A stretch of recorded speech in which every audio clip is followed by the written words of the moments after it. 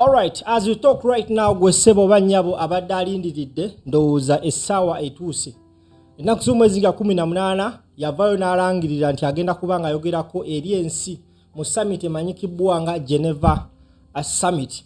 Robert Kyagulanyi Ssentamu Bobi Wine amaze akabanga nga talabikako ng'anoonyezebwa amagye mu ggwanga Uganda oluvannyuma lw'okumaliriza okulonda. Akalulu kaagamba nti yawangula. Olunaku olwaleero, just right now, nkuleetedde Kyagulanyi Ssentamu Robert Bobi Wine ng'ayogerako eri ensi ng'agitegeeza biki ebihappeninga mu Uganda, okutyobola kw'eddembe ly'obuntu n'ebirala ebisingakaawo. Gugenda beera mulundi gwakubiri nga Robert Kyagulanyi Ssentamu Bobi Wine ono addressinga summit eno. Gwe atulaba, tambuza video tegeeza muno nti omusajja atuuse azze agenda kubyogera nga wabadde azze ng'abyogera. Abasinga balowooza nti Kyagulanyi Ssentamu Robert Bobi Wine okubeera nga ayogerezeganya nnyo n'abazungu baneeno mbu tekiyamba. Olunaku olwaleero ndowooza tugenda kakasa nti eno summit eyina omugaso. Ensonga lwaki? Ensonga nga zino Bobi Wine aziwa nnyo amakulu. Katuwulirize. And the Geneva Summit for Human Rights offers an amazingly important platform to look into each other's eyes and to find ways to consign these dictatorships into the dustbin of history.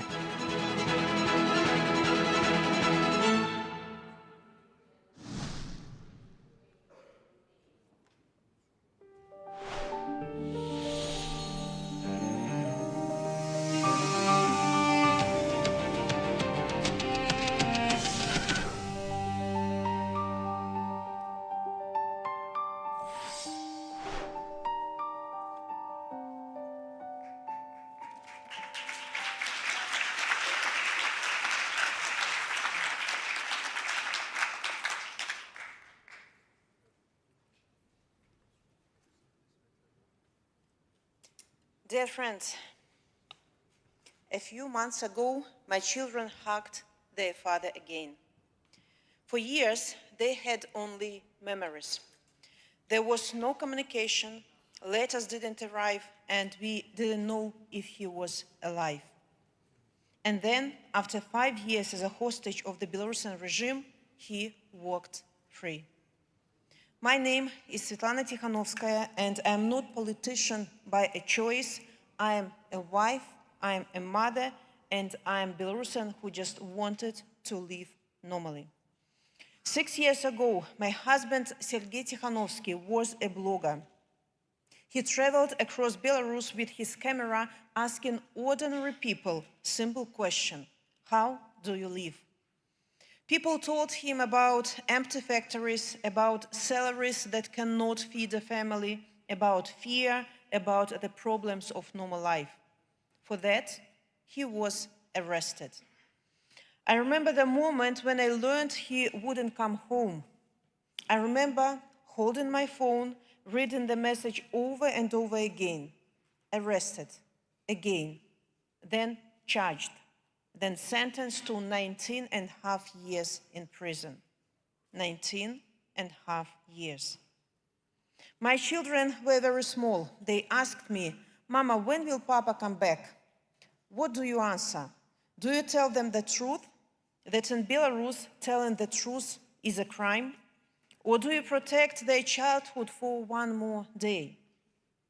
I decided that if my husband was imprisoned for speaking, then I would speak louder.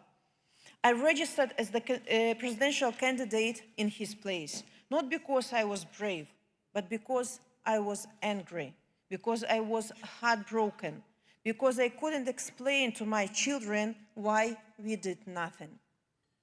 I traveled across Belarus and I saw hope in people's eyes. I saw grandmothers standing in long lines under the sun just to sign our petition. I saw workers, teachers, students whispering, "We are with you." Tens of thousands came to our rallies. It became a popular movement for change. We are reborn, red one banner. And then came the election of 2020. Belarusians voted for change. They voted for me, and we won. We all know it, and the regime knows it. That night, the internet was shut down. Peaceful protesters were beaten. Women were dragged by their hair. Teenagers were tortured in prison cells. I remember one woman who told me how she stood in the detention center corridor and heard men screaming while police laughed. She said the sound will never leave her. And this is not politics. This is cruelty. And soon after I was forced into exile, I had 15 minutes to decide prison or leave in my country to continue the fight from abroad. I left. The hardest moment of my life was not crossing the border. It was knowing that my children would grow up away from their home and without their father. Knowing that our family would be scattered because one man refuses to give up power. And it wasn't just about our family. Today, there are more than 1,200 political prisoners in Belarus. Teachers, journalists, students, pensioners. People like Mykolai Statkevich, who refused to be forcibly deported and is now held incommunicado. Like journalist Katerina Andreeva, who was arrested while reporting from the 2020 protests. Like Belarusian Polish activist and journalist Andrzej Poczobut, who was awarded the Sakharov Prize for Freedom of Thought by the European Parliament last year. Imagine living with one of your relatives in prison. Every morning you wake up and check the news, hoping not to see your loved one name in the list of the dead. And this is the daily life of Belarusian families. And while Belarus suffers under dictatorship, our land is also being used as a launchpad for Russia's war aggression against Ukraine. I want to say clearly, Belarusians stand with Ukraine. Our people sabotaged railways to stop Russian tanks. Our volunteers fight alongside Ukrainians because we know that we are in this fight together. While political prisoners in Belarus are tortured with freezing temperatures, ordinary Ukrainians are suffering because Russia is weaponizing the winter cold. The fate of Belarus and Ukraine is intertwined. If Belarus becomes free, Ukraine will be safer. If Ukraine wins, Belarus will have a chance. This is why our struggle matters not only to us. But I'm here not only to tell you a sad story. I'm here to ask you to act. When you leave this room, you will return to your offices, parliaments, newsrooms, and you have power, so use it. Don't normalize the regime. They have been deceiving you for the last 30 years. You cannot trust them. Do not trade principles for convenience. Do not forget the names of our hostages. Demand the unconditional release of all political prisoners. Strengthen sanctions against those who torture and imprison. Support Belarusian civil society, the independent journalists, the human rights defenders, the activists in exile and underground in Belarus. Help the families of prisoners. Help the children who grew up without their fathers and mothers. And hold the regime accountable. Impunity breeds more violence. Silence gives permission. I often think about the day I will be able to return to Minsk with my children. I imagine a Belarus where no one is imprisoned for asking, how do you live?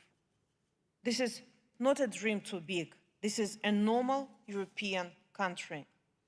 Belarusians have shown incredible courage. They marched peacefully. They endure tortures. They continue to resist. But courage alone is not enough. We need solidarity. We need you. And one day, when Belarus is free, we will remember those who stood with us, not only in our darkest times, but until the very end. Stand with Belarus. Stand with Ukraine. Stand with freedom. Thank you.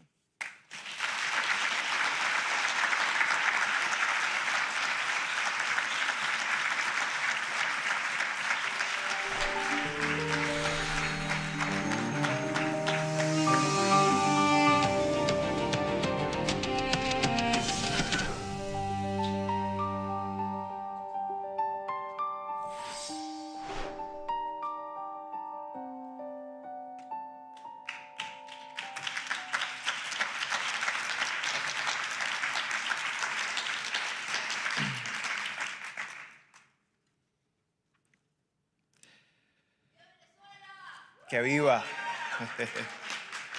Que viva Venezuela libre, claro que sí. Good afternoon. On January 3, U.S. military forces seized Venezuelan narco-terrorist Nicolás Maduro and flew him to New York to face federal charges. Broadcasters around the world asked, is this the beginning of the end of his authoritarian regime? And my answer is yes.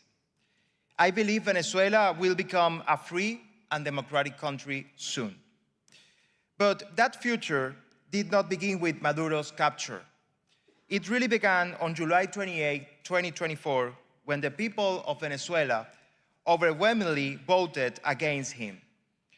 When 70% of Venezuelans said yes to María Corina Machado and Edmundo González Urrutia, yes to democracy, and yes to freedom.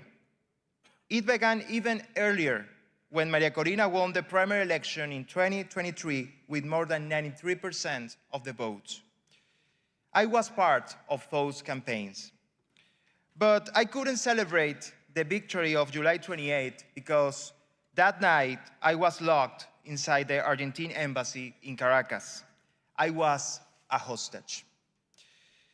I was 8 years old when Hugo Chavez became president. I remember my family went silent that day. They knew that Chavez would use democracy to destroy democracy. But if Chavez achieved one thing, it's that he got Venezuelans' interest in politics. In 2007, in my first year at university, I watched millions of young Venezuelans mobilize against his constitutional reform and win. I was part of that. Politics became an act of self-defense against authoritarianism, and still. I met María Corina Machado shortly after Chavez died in 2013 during the opposition campaign. Maduro stole that election.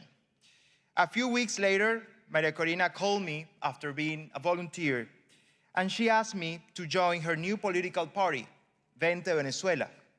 I quit my job that day and started immediately. Over the next 10 years, I went from being the youngest and least experienced person in the room to director of international relations for María Corina Machado's presidential campaign. It felt like a full circle moment because when I met her 12 years ago, she had that role that I had in that moment. So no, I did. As an international coordinator, I traveled constantly, and every time I went to the airport, I knew they might arrest me. My colleagues used to say, in a dictatorship, everyone has a number. One day, they are gonna call your number. They called mine on December 6, 2023. María Corina had just won the primary election. I was in the middle of a press conference when my watch started vibrating. They are coming for you, run. I got into a car with my colleagues, Claudia and Henry, and we sped to an Airbnb embassy. The ambassador accepted us and tried to put us at ease for a couple of hours. He asked how long we expected to stay. This won't take long, I thought. It was 2 weeks. I had heard about this happening to other people, but it's very different when you are the main character in the story. The first thing you learn is that this is real. They could put you in jail if they wanted. It doesn't matter what the truth is. You will never see an arrest warrant. All that matters is what they say. And they said I was a terrorist, I was a conspirator, and a traitor. We stayed silent, and on December 20, 2023, they released us in a prisoner exchange. But that was the beginning. We were not free. They had canceled our passports and frozen our bank accounts. I had to report to a judge every 2 weeks, like so many others. But as I mentioned, that was just the beginning. Next January, the regime officially disqualified María Corina from running for president. There was no trial, no evidence, and no due process. It was a political ban, not a legal one. She was simply a big threat to Maduro. After that, the regime started targeting our campaign leaders one by one. What was our crime? Managing a campaign and winning an election. Maria Corina decided to keep fighting to defend the people's mandate in the primaries. Then, on March 20, 2024, I was at the office when a new press conference announced that they were issuing another arrest warrant for me and 10 of my colleagues. 2 of them, Henry and Ignora, were abducted by the political police. The rest of us had to run. I raced to the Argentine embassy. During the afternoon, more arrived. Magali, the head of the campaign, Claudia, the communications coordinator, Humberto, the election coordinator, Omar, the political coordinator, Fernando, the alliances advisor, and me. I looked around and thought, wow, we have everyone we need here. This is the new campaign office in the embassy. Time was running out. Maria Corina could not be a candidate. Neither could Corina Lloris, her second attempt. Finally, Ambassador Edmundo González Urrutia stepped up to be on the ballot. We knew the opportunity that was in front of us. They never expected us to keep campaigning from inside the embassy while Maria Corina and Edmundo were traveling around the country. But we did, because it was a survival decision, the only possible one. On election day, I remember standing on the embassy balcony overlooking Caracas. It was the first time I couldn't vote in my own country. That day, one of my missions was coordinating 64 international observers to visit the country. The regime deported every single one of them. But we had nearly 1 million Venezuelans volunteers at polling stations around the country. They collected the tally sheets, scanned them, and uploaded them to the cloud. We made history. That night, the regime declared Maduro the winner. But we knew the truth. We won by a landslide. After that, everything changed. Maria Corina had to go into hiding. Edmundo González was forced into exile. The regime was ready to attack anyone connected to the campaign before, during, or after the election. People were sent to prison, forced into exile, or pushed into hiding. In simple but painful words, state terrorism. We were still stuck inside the embassy.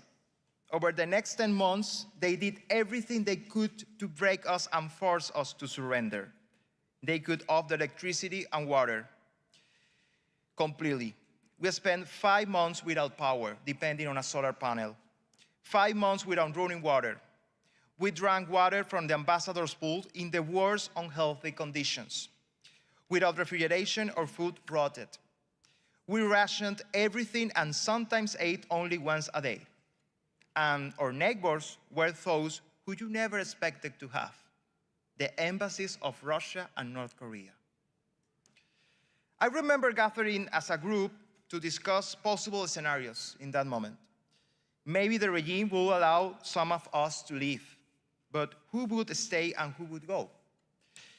We decided sometimes that I always remember very proudly. No one leaves unless everyone leaves. Then, in December, 9 months in, we realized that they had turned the neighbor house into a police surveillance post with masked men pointing assault rifles straight at us. This was no longer an embassy. It was a diplomatic prison. And I realized that dying was a real possibility. Of course, I couldn't sleep. I was terrified.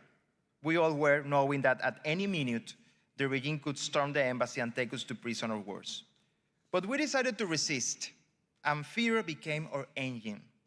We were free in mind and spirit. In those final months, our only source of hope was the wild macaws, or guacamayas, wild parrots that flying overhead in Caracas. They started coming down to visit us. They would sit on our shoulders and our arms. At first, they were a symbol of trust and freedom. And then, in May 2025, more than 400 days after we had arrived to that embassy, they felt like a signal from the universe that it was time to fly. We had already planned to escape twice with no success. But the regime made one massive error. They had cut the electricity to our building, and that meant their security cameras were off too. We figured out where the blind spots were and made our escape. They discovered it 4 days later. After we were safe, we learned the regime had been building a tunnel underground to extract us, to make us disappear or kill us. But our escape proved that the regime is not perfect.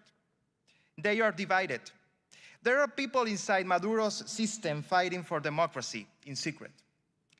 Without their help and without the international support, we would not have escaped. I want to especially thank the US government for their leadership in our rescue and all the courageous people that risked their lives to help us, including the Argentine government that protected us. I don't like to think about what would happen if we stayed in that embassy much longer. But international law is supposed to protect people like us. It should not be a shield for governments to attack their own people. Diplomacy and international law are not useless, but their rules have not been effective in confronting criminal authoritarian regimes. What do you tell survivors who are hiding in an embassy because they are supposed to be protected, but no one is actually protecting them? What happens when, before the eyes of the world, an embassy becomes a prison? What do you tell the political prisoners' families who are waiting for the international community to do something in the midst of despair? Why do we keep arriving too late? What is diplomacy for if it's not used to stand up to injustice? Today, I'm forced into exile like many others. So I understand something very clearly. You are never truly free until your country is free. The threats against you are permanent, but you keep fighting for those who cannot do it.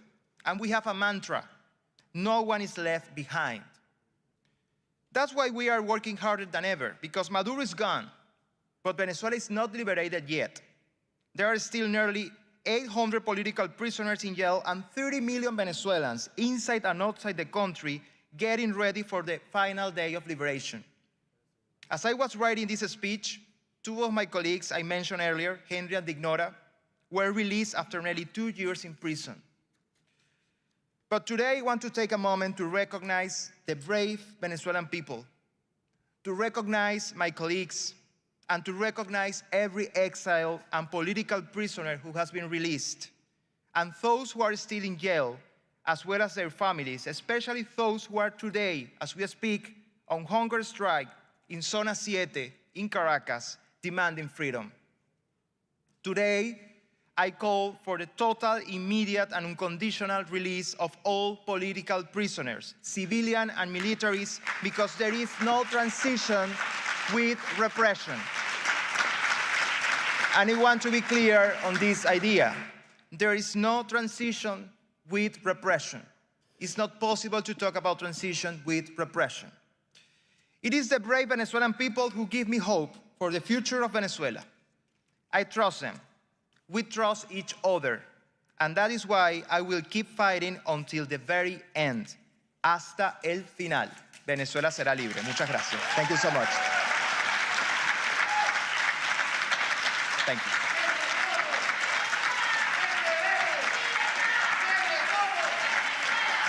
Viva Venezuela libre.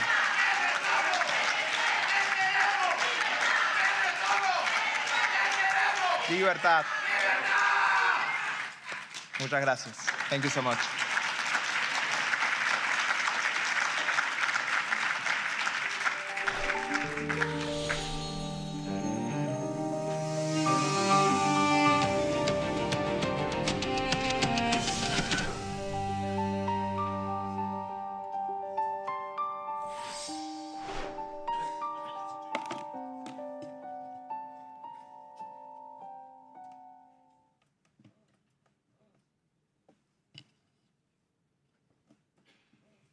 Good afternoon, everyone.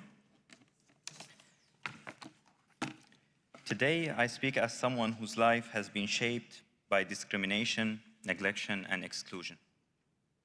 Coming from Rojava, Western Kurdistan, what some people call northeastern Syria, the Kurds' right to live in dignity under self-governance or independence doesn't come only from the sacrifices we made fighting global jihad or ISIS, the Islamic State.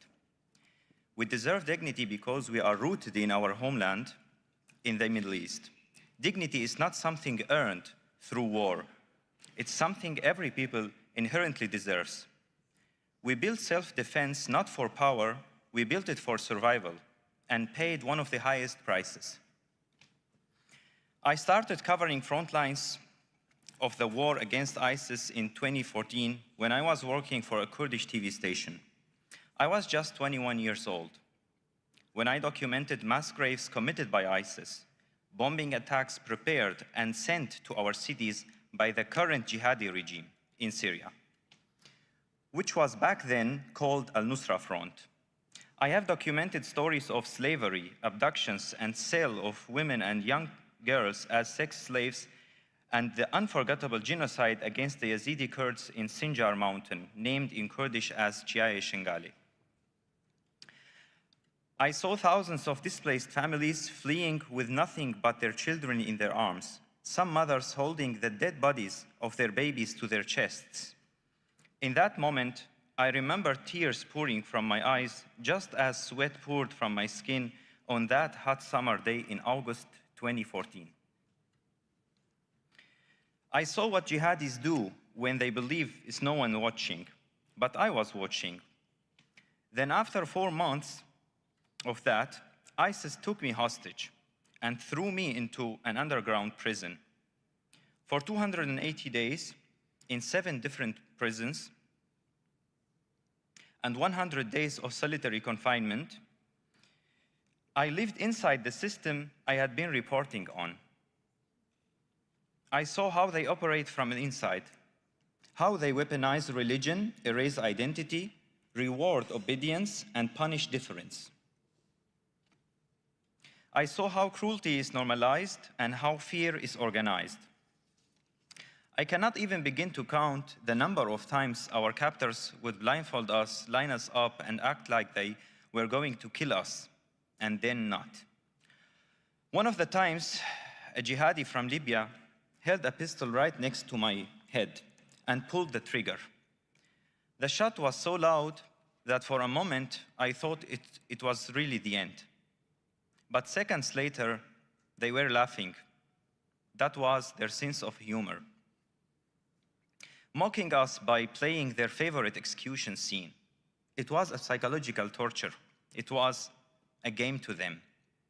I survived those 9 months in captivity and got liberated thanks to the brave Kurdish female and male fighters of the defense units, the same who fought ISIS and liberate the region from the jihadi ghost. But many with me didn't survive. When I was finally released, I promised myself that I would dedicate my life to defending minority groups, because I had seen what happens when the world decides some lives are negotiable, and how West's normalization of extremism today with the jihadi failed de facto government in Syria is creating devastating consequences for us. In December 2024, when the dictator Assad left power, the Western world was so relieved, they said, finally, the brutal dictator is gone. Now, al-Jolani will bring stability to the region. What a naive fantasy. For decades, we have been brutally attacked on 2 fronts. On one side, by the government, Assad, and the other side by the religious extremists, jihadis like Al-Qaeda, ISIS, Al-Nusra, and so on, from different jihadi factions supported by Turkey and Qatar. So where does Jolani come from? This new leader who will bring stability to the region? He falls into the second category. He's a Salafi extremist. He comes from Al-Qaeda, then he built the Islamic Caliphate in Syria with a direct mandate from al-Baghdadi, who had already back then established it in Iraq. And after he moved to Syria, he built Al-Nusra Front, then Jabhat Fatah al-Sham, then Hayat Tahrir al-Sham, known as HTS. All these mentioned factions are jihadi Salafi terror groups. I have spent years of my youth tracking these factions and know their past very well. Jolani is not a mystery to us, or to the West, or to the UN. The US State Department had a $10 million bounty on his head. And by the way, they still didn't delete the social media posts regarding that bounty. But Jolani's extremism did not disappear with his new suit and colorful tie.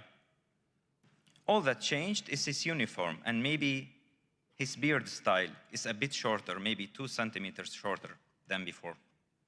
He wants to hear. I saw and I still see to this day how he deceives journalists and diplomats with his sugar-coated speeches and statements, while on the ground, we witness something else, completely the opposite. Committing horrific massacres in less than 1 year. 3 horrific massacres targeting Christians, Kurds, killing more than 8,000 people and arresting other thousands of them. He's issuing performative presidential decrees, beautiful on paper, but meaningless in real life. Ink on paper that doesn't protect a single minority life. This is not a reform. This is a wolf in sheep's clothing. In the last months, I have watched with huge frustration as Western leaders who speak eloquently about democracy and human rights shake hands with these extremists. A former German Minister of Defense, now holding a senior position at the European Union, recently met with Jolani. This was right after that Jolani started a military campaign against the Kurds. She promised him 620 million euros without any clear public enforceable conditions at all. When I watched the news, I felt like she was rewarding him for all the massacres he commits.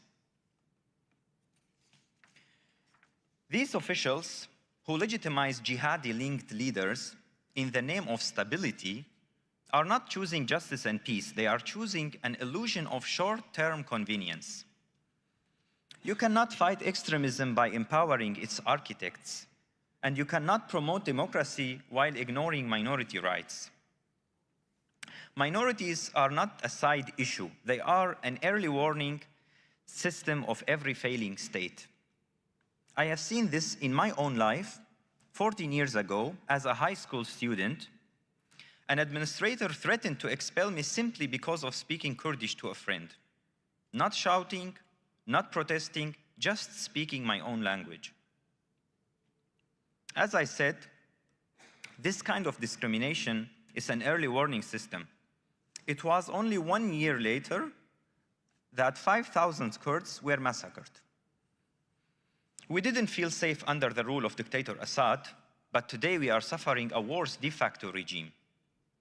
And the West believes that we should integrate with these militant extremists. They push us to sign fragile agreements to avoid danger, fragile agreements with jihadis who practice taqiyya, concealing their beliefs to avoid danger till they gain more power and find the right moment to attack the non-believers. The non-believers like you all sitting here in this room. Sorry to say, but this is how they see us. This is how jihadis look to the outside world. It makes no sense to integrate with a jihadi failed state known as Syria. The Kurdish people are liberal, democratic, and openly anti-jihadist. We want to live free from religious coercion, free from violence, free from fear. And that's what we deserve. not just because we fought against ISIS and liberated huge territories from terror, but because we have the right like anyone else. We carry the voices of all minorities who refuse extremism. Until Druze, Jews, Alawites, Christians, Yazidis, Assyrians, and other minorities can live in safety, dignity, and equality, the entire region will remain unstable. We do not ask for pity. We ask for courage and consistency. Even in the United States, where politicians hardly agree on anything, they can agree on this. Recently, the Republican Senator Lindsey Graham and Democrat Richard Blumenthal introduced Save the Kurds Act to affirm that the Kurdish people must be protected. Not as a favor, not as a repayment, but because the safety of the Kurdish people is essential in the region. When people are targeted for who they are, societies begin to fracture. When people are protected in their differences, then peace has room to grow. Thank you.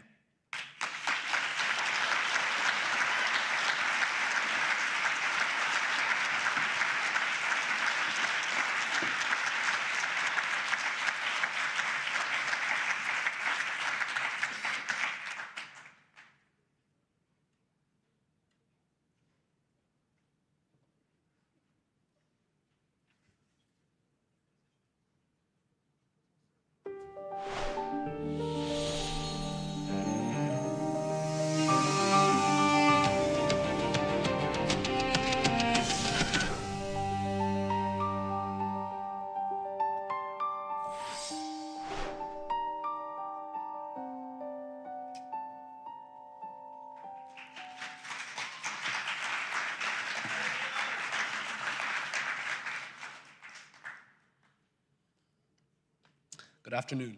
My name is Kai Mareska, and I'm a student at École Moser in Geneva. The empty chair on this stage is dedicated to Mikhail Krieger, a Russian opposition activist and political prisoner who has been jailed for defending human rights in Russia and for protesting the regime's war on Ukraine. For decades, Krieger has advocated democratic freedoms and the release of political prisoners. He co-founded the Union of Solidarity with political prisoners and is active in various other Russian human rights groups. Krieger has repeatedly faced persecution and detention for his activism and participation in peaceful protests. Despite the risks, he continued to speak out against injustice and repression. In February 2022, after Vladimir Putin launched Russia's full-scale invasion of Ukraine, Krieger publicly denounced the war. On November 3rd, 2022, Krieger was seized in Moscow by mass security officers, thrown to the ground and detained.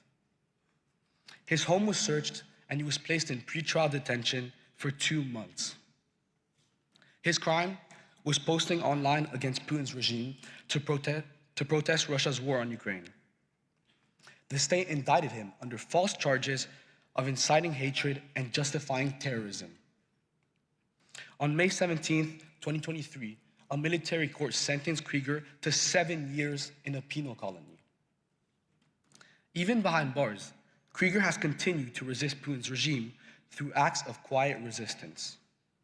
In September 2025, he began a hunger strike in protest of his conditions, garnering international attention and celebrity support against his unjust imprisonment.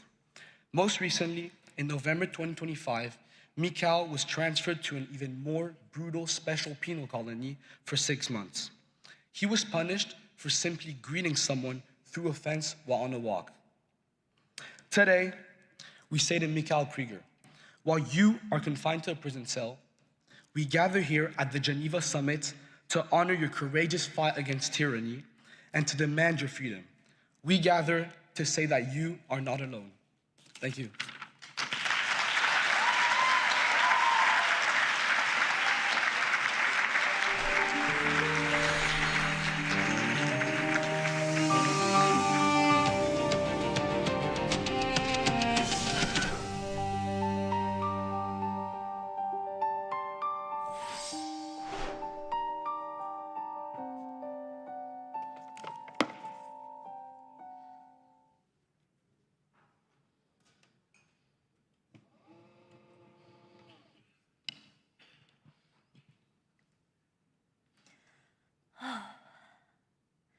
Hello, my name is Grace Jin Drexel, and on October 10th, my father, Pastor Ezra Jin, was arrested by the Chinese authorities along with 27 other pastors and church leaders of Zion Church. 18 total remain in prison today. This crackdown represents one of the largest takedown of an independent Christian congregation in China since the Cultural Revolution. A sweep so brazen it has drawn international condemnation. I urge the Chinese government to release all of Zion Church members immediately and unconditionally. To understand why my father is in prison, you must understand that leadership in China in recent years has embarked in a systematic campaign to achieve total state control of religious life over China through what the government calls Sinozization of religion, officially framed as making religion more Chinese. Let me be clear, Sinozization is not about making religion more Chinese. It is repression, plain and Okay, simple. more continue to fight Christians in China have for been our basic Chinese security for generations. America We already abenyigidde have Chinese Bibles, sing indigenous hymns, and are led by Chinese pastors. But beginning in 2018, a wave of persecution and crackdown on all religions began on the auspices of Sinozization. It included removing of crosses and replacing them with portraits of Xi Jinping, switching out hymns and with revolutionary party songs, rewriting sermons to align with socialist core values, and shutting down or even leveling churches. This crackdown has targeted Muslims, especially the Uyghur communities in Western China, Buddhists, and other religious groups. My father founded Zion Church in 2007 with a mission to be faithful to God's word and to serve the communities around us. They are not opposed to the Chinese authorities, but have sought to enrich the society. They merely ask to be free from the control of the Chinese Communist Party, a self-identified atheist party, and the sacred decisions of the church. Like faithful Christians everywhere, my father's church holds firm the position that thou shalt have no other gods before me. In 2018, Zion Church became a target specifically because church leadership refused to install 23 facial recognition cameras inside the sanctuary to track and monitor believers. In response, the police brutally seized the church buildings and imposed an exit ban on my father, forbidding him from leaving the country. Yet even repression cannot extinguish faith. My father and his congregation did not give up in the face of these actions. They developed a hybrid online-offline model, and beyond anyone's wildest imagination, when COVID hit in 2020 and all gatherings were forced to a halt, Zion Church's online model allowed our church gatherings to expand nationwide, launching 100 church meeting places across 40 cities in China. The church grew to the largest size it's ever been, reaching 10,000 people daily. Perhaps that's what embarrassed the CCP. Now, a new and more severe wave of persecution is underway for my father's church and other churches in China. My father is now in prison because he held firmly to his faith and because he truly loved and cared for the people and served the community out of love and not control. My father's church served the vulnerable, gave to the poor, and ministered to the broken families. My father is not a very confrontational person. He is firm in his convictions, but is also the gentlest of souls. Unlike the stereotypical image of an Asian father, my father doted on me and my brothers liberally. He would always give me a big hug and greet me dramatically, "Oh, my beautiful daughter." We would often take evening walks as a family, arms linked, and watch Korean singing competition that often moved all of us to tears. I have rarely seen him angry or critical of anyone, which often benefited me growing up.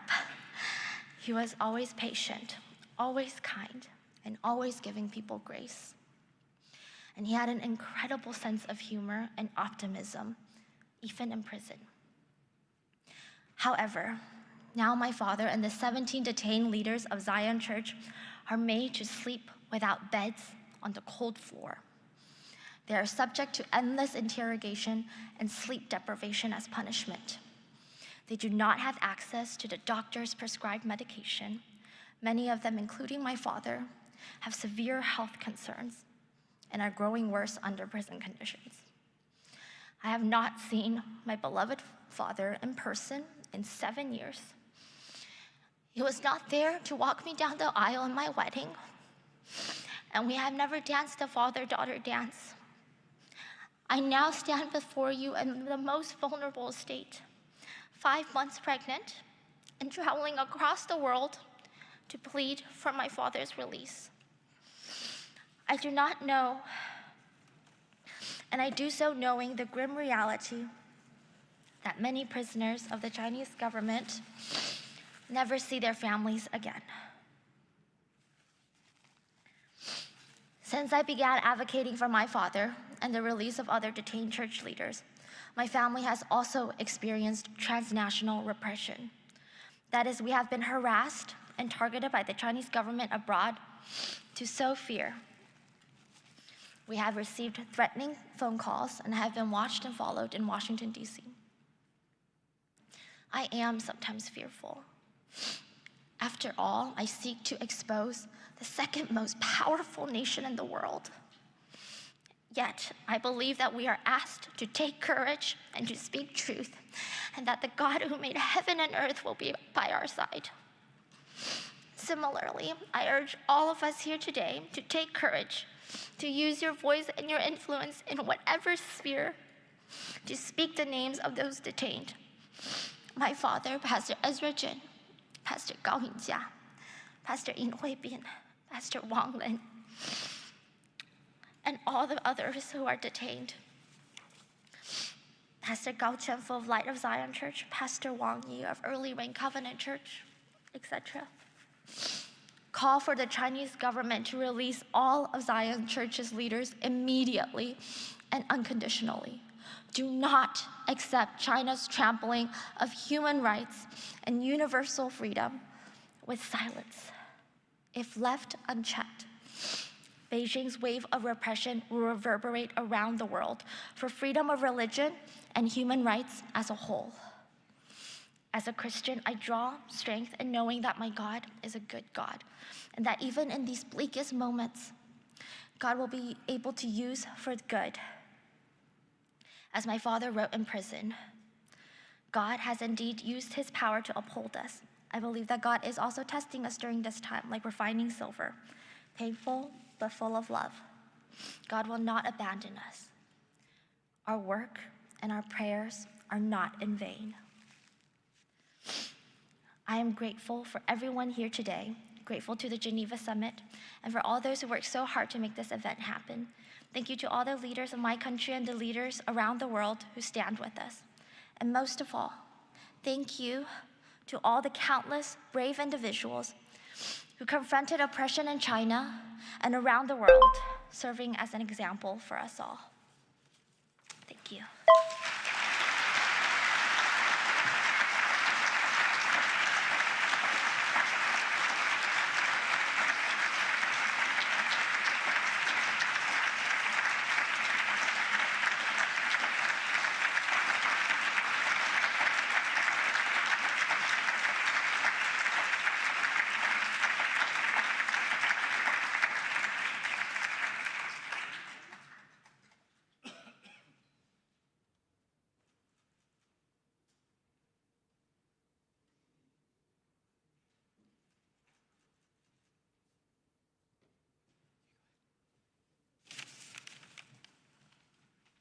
Ladies and gentlemen, for the next speech, interpretation is available in English and French. Headphones can be found on the tables or next to the chairs. Please select your preferred language. Channel 1 for English, Channel 2 for French. Thank you.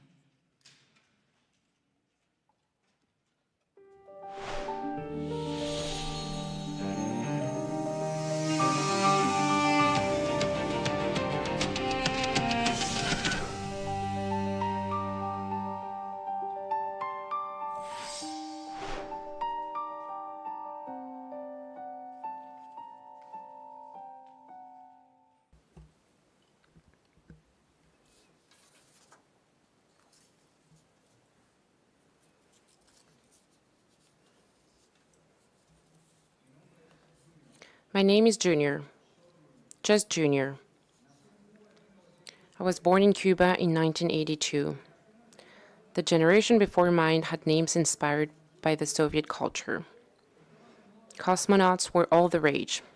Yuri, Alexei, even Laika. When our parents got tired of that, they started giving us the names they heard in American movies. I was lucky. They named me Junior. But I had friends named Danger or Usnavi, like the United States Navy. I did theater in Cuba for over 20 years. At first, they were harmless comedies. But when you try to seriously represent the reality of a country like Cuba, it's impossible to avoid the plays becoming absurdist or political theater. And I ended up doing political theater. I think my parents should have named me Danger. My teachers lived in panic with each of my works, but they taught me a trick. As long as my characters spoke and not me, I had an alibi. As long as it all sounded like a metaphor or allegory, I was more or less safe. That's how I survived for a while. In a work called Blood, they mentioned political prisoners. In another called Semen, I criticized indoctrination in schools. In Passport, I was talking about the exodus of young people fleeing the country. Playwrights of my generation discovered that the officials in charge of censorship were only trained to detect metaphors. But when plays directly attacked the regime, they were somewhat lost. They wondered, what did they mean? Then came my most political work of all, Jacuzzi, where it wasn't a character who declared himself against a revolution. It was myself. The character wasn't called Jose or Pedro. He was called Junior. I crossed the red line, and I crossed it for good. Until then, I was just an inconvenient writer. Watched, yes, with state security breathing down my neck, yes, but until then, it was something they thought they could control. Because theater is something that happens in small and closed spaces. On November 27, 2020, artists took to the streets. We stood in front of the Ministry of Culture in La Habana. It was something that had never happened before in Cuba. We demanded the release of other detained young artists, the young people from the San Isidro movement. We demanded end to censorship, an end to repression, and the start of a peaceful dialogue to find a democratic and sovereign solution to an unpopular and exhausted regime. That day was beautiful, beautifully naive. We truly believed that we could change the country where we were born with songs and poems. The regime treated us as if we were worse than a pandemic. I was accused of being a CIA agent. The Cuban regime is not usually very original. 6 months later, on July 11, 2021, hundreds of thousands of Cubans took the streets to protest. They sang "Homeland and Life" rather than "Homeland or Death," the official slogan. The country's president, Miguel Díaz-Canel, gave an order to fight against his own people. They beat us up. A young man died. He was shot in the back by armed police. My friends and I were thrown into a garbage truck and taken to jail. The cameras of the FN News Agency recorded that moment. That's why we were released the next day, but hundreds of young people remained imprisoned. Some received sentences of up to 20 years in prison. Upon my release from prison, I created a platform on Facebook, Archipelago.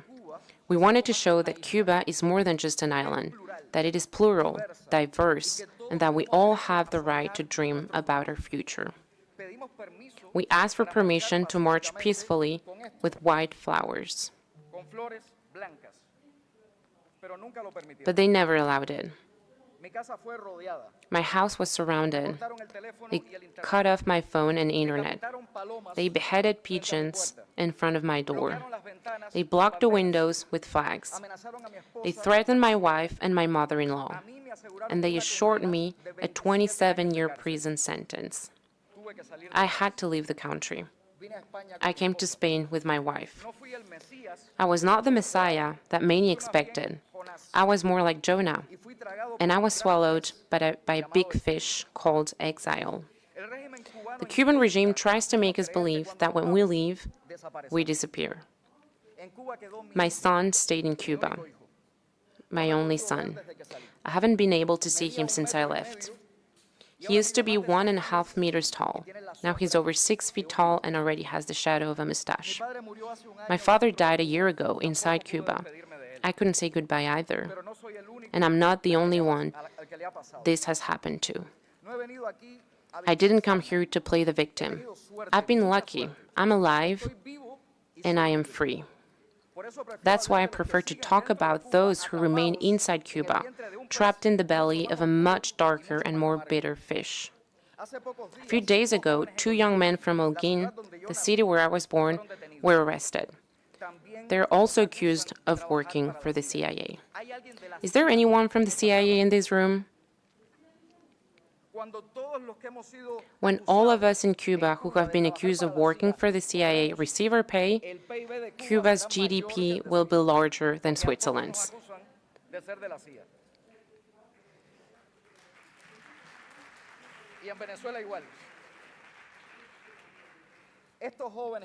These young men are named Ernesto and Camille.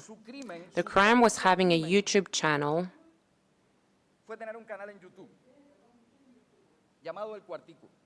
called El Cuartico. They spoke of freedom and democracy, 2 words considered subversive in Cuba.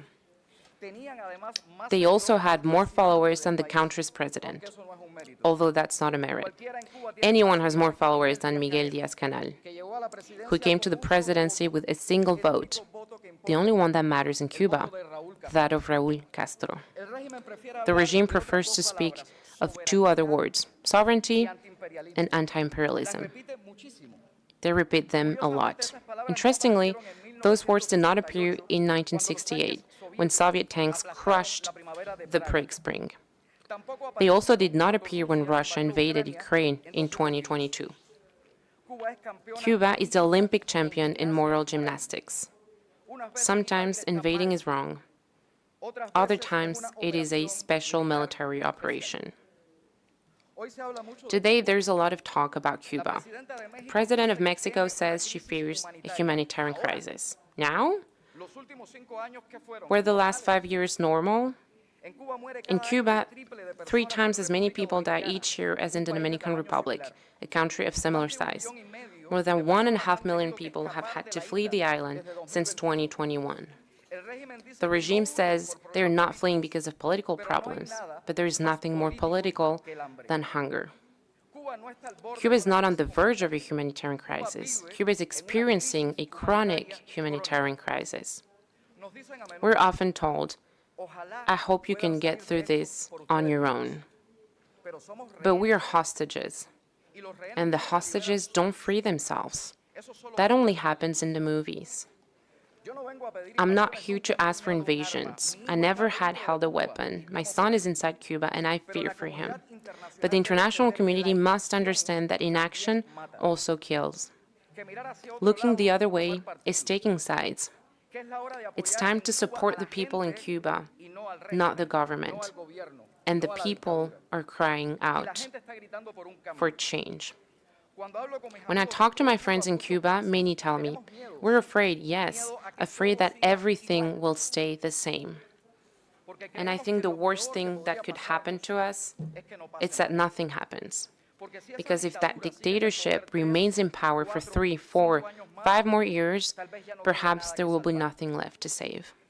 And when someone asks in another forum like this one, who did something, silence will also count as an answer.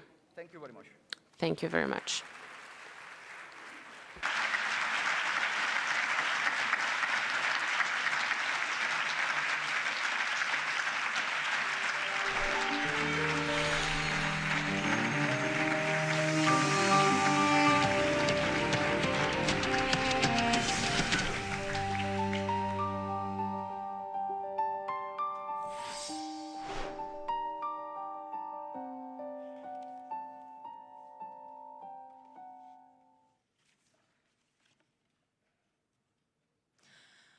Good afternoon, dear colleagues. It's a great honor for me to be here.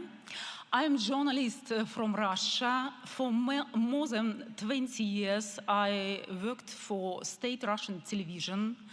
But when Vladimir Putin announced his so-called special military operation, I was working on the main evening news broadcast. To be honest, at that moment, I was a part of huge Kremlin propaganda machine that spreads lies and hides the truth from people inside Russia. But the war against Ukraine was a point of no return for me. I couldn't not remain silent any longer. So on March 14, 2022, I went on a live broadcast and shouted, "No to war, stop the war." In my hands, I held a poster that read, "No war, stop the war. Don't believe propaganda. They are lying to you here, Russians, against the war." That image, thank you so much.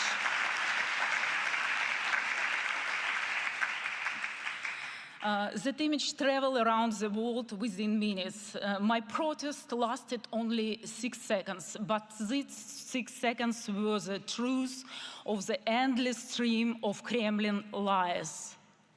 They arrested me immediately. My lawyer told me, according new Russian law, so-called fake news about Russian army, I could face up to 15 years in prison.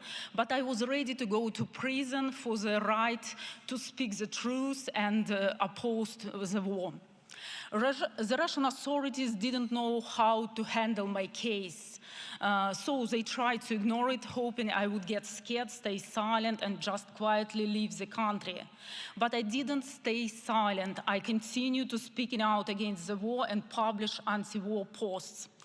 After the Russian missile strike killed children in the Ukrainian city of Vinnytsia, I protested again, this time near the Kremlin. I put 2 baby dolls at my feet and held the sign that read, "Putin is the killer. His soldiers are fascist. How many more children must die before you stop?" At 6 o'clock in the morning, around a dozen police officers broke into my home and took me to a detention center. I spent night in a cell. The next day, a judge placed me under house arrest where I have to wait my verdict. That was the moment when I perfectly realized if I don't want to spend all my life in Russian prison, I have to escape. So, 9 days before the trial, I cut off my electronic bracelet and crossed the border illegally with my daughter under cover of night. Our escape was extremely dangerous. We changed cars 7 times. We spent night moving through the forest and plowed fields, getting stuck in the mud and hiding from border patrol vehicles. The stress was unbearable, but we escaped. And today we are living in France as a refugee. Since then, Russian authorities designated me as a foreign agent and an enemy of state. They sentenced me in absentia to 8.5 years in prison. My former husband, who supports so-called special military operation, used court to revoke my parental rights. And yet, I consider myself lucky. I managed to escape from Russia. Thousands of others did not. According to human rights organizations, there are around 2,000 political prisoners in Russia now, more than in the latest Soviet period. Today, I stand before you not speak about myself. I stand here to speak about them. Look at this photo. This is Maria Ponomarenko, a journalist and mother of 2. She was sentenced to 6 years in prison for just one anti-war post. In prison, she was beaten by guards. She was psychologically abused. She was forcibly given antipsychotic drugs. She was put in solitary confinement at least 13 times. The conditions were terrible. There were rats running around. And even after all of this, Russian state keeps bringing new charges against her. This is 15 years old political prisoner, Arseny Turbin, the youngest political prisoner in Russia. He was arrested for handing out leaflets. Leaflets that ask one simple question: do you really need president look like this? He was interrogated alone, without his parents, without lawyer. Investigators added the transcript and added confession he never made.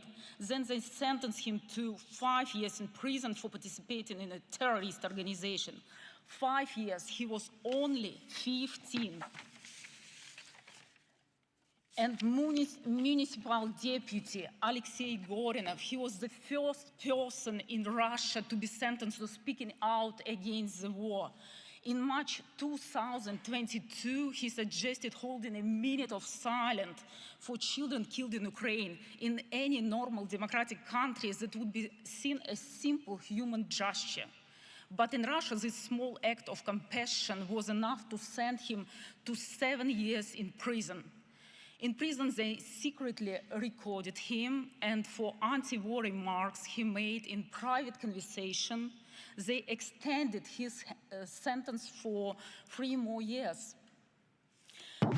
This is pediatrician Nadezhda Buyanova. Her case shows how far this repressive system is willing to go. She was arrested after the mother of a 7-year-old patient reported her. Allegedly, she made anti-war comments during a routine medical appointment.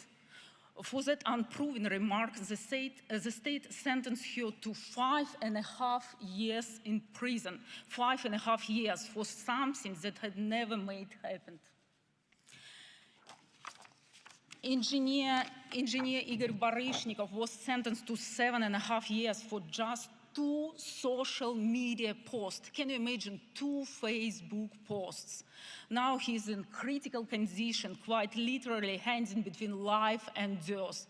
His lawyer said, if Igor Baryshnikov is not included in an exchange this year, we may lose him. I could list the names of political prisoners endlessly.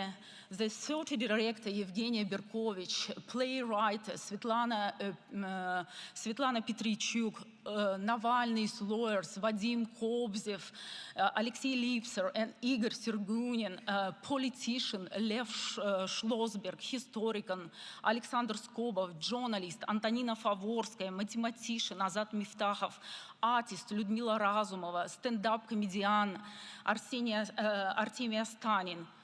These are not isolated cases. They are part of systematic campaign of political repression. Many of them risk of dying in prison. They urgently need international attention. They need diplomatic pressure. They need your voice.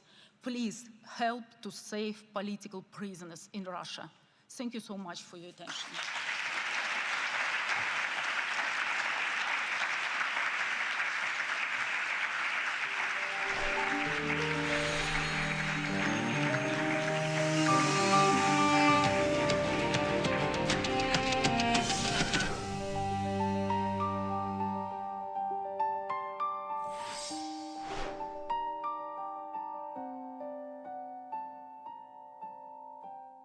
Distinguished guests, freedom fighters and human rights activists from all over the world, ladies and gentlemen. This is my second time speaking at the Geneva Summit for Human Rights and Democracy, and I'm very grateful to the organizers for making it possible for me to speak to you today. In 2022, I spoke about a country that I call home, Uganda, a nation of 50 million people living under the violent military dictatorship of General Yoweri Museveni, who has for 40 years twisted the law and used the military to stay in power. I told you of how I ran for president against him in 2021, how it was the most violent political campaign yet, and how he massacred hundreds of our people on the 18th and 19th of November 2020. How he shut down the internet on the eve of the election, imprisoned me inside my home for weeks, and then declared himself winner of the 2021 presidential election. Now, it is 2026, and here I am again, speaking to you at the Geneva summit. Nothing has changed for the better, only going from bad to worse. Despite what happened in 2021, we were driven by hope to give it another try. So in 2025, I announced that I was running for president again. For 112 days, I traveled across the country campaigning, and the population turned up overwhelmingly. Yet again, our campaigns were violently attacked, our supporters were murdered, we were blocked from reaching many places, and were also blocked from several media stations. As usual, Museveni shut down the internet again, this time 3 days to the election. And what happened thereafter was not an election, but a military operation. The election was so rigged to the point that even at the polling station where Museveni voted for, he got much more votes than the actual registered voters in the register. Our polling agents in several places were arrested and whisked away. Several of our party officials were arrested and many abducted. 2 female deputy presidents of our political party were abducted and held incommunicado in a military barracks for 3 weeks before being thrown into a prison where they are languishing right at this moment. The military was deployed on our streets, shooting on spot whoever dared to challenge the criminality. It was under these circumstances that Museveni yet again declared himself winner of the election, this time with over 70% of the vote. Right now, I'm speaking to you while in hiding. This is because as soon as the election was finished, Museveni's son, who is also chief of the Ugandan military, issued an order to take me to him, dead or alive. The military acted on his order and raided my home. They tortured my family members, humiliated and undressed my wife, accusing her of hiding me. Meanwhile, they were recording and taking pictures of her, which the military chief later on shared on Twitter and bragged about capturing my wife. They also took over my home and surrounded it, and they are occupying my home as we speak right now. My wife and children had to flee the country for fear of their lives. I am in hiding, but I don't want to be in hiding. It was necessary though, so I can stay alive and be able to speak to you right now. I've said it before and I say it again, that I'll resurface at the right time in my country. I feel like the international community has abandoned us. They've ignored us and they've left us to the fate of dictators. When I ran for president in 2021, Museveni and his thugs denied their crimes. They killed our people and denied it. They tortured people and denied it. They raided our houses and denied it. General Museveni has been a smart dictator because he puts on a suit, goes to the West and to the UN, speaks very nicely about democracy and human rights, but realistically, he does not mean any of those. He talks about our so-called Human Rights Commission in Uganda, but the same person closed the UN Human Rights Office in Uganda 2 years ago because they dared to question him about his atrocities. Now that is how he has been able to maintain a facade of democracy for 40 years and counting. But now Museveni is 83 years old, and his 51-year-old son, Muhoozi Kainerugaba, commands our military, the Uganda People's Defense Forces, more like Uganda's defense against his own people. And he's effectively in charge. Unlike his father, Muhoozi does not play the role of a good dictator. He openly and shamelessly says despicable things on social media. On Twitter, he openly confesses and brags about committing atrocities against the people of Uganda. When he was summoned by Parliament, he called Parliament a house of clowns and fools, and he threatened to arrest all of them. He describes judges of the Supreme Court of Uganda as clowns in wigs, and he has threatened to crush all journalists that dare to criticize his actions. In April last year, he abducted, detained, and tortured my close friend and bodyguard called Eddie Sebufu, also known as Eddie Mutwe. He later on posted on Twitter naked pictures of Eddie, boasting that Eddie Mutwe was in his basement learning Museveni's mother tongue, Bunyankole. Last month, he bragged about killing 22 of my friends, and he said that he's praying that I am the 23rd person for him to kill. In other words, Museveni and his son no longer fear international retaliation for their crimes. They've been so emboldened by your lack of action. They know that they can murder their own people, imprison them, torture them, remove their fingernails, push needles down their testicles, and nothing will happen to them. Now, they're using rape as a weapon. Boys and girls, men and women, people of all ages have reported being sexually assaulted by Mohozi's military. And it's not rare.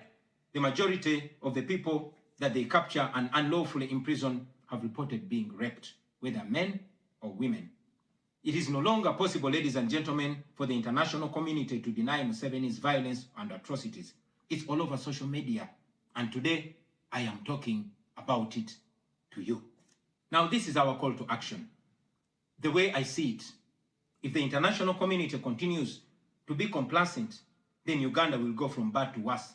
Museveni and his son's military will massacre many more innocent Ugandans. You, ladies and gentlemen, in the Western world, will be forced to grapple with millions of Ugandan refugees pouring into your countries. And maybe then, the international community will come and commiserate with the people of Uganda, just like they did after the genocide in Rwanda, but it was too late. The second option is that the international community rises to the occasion.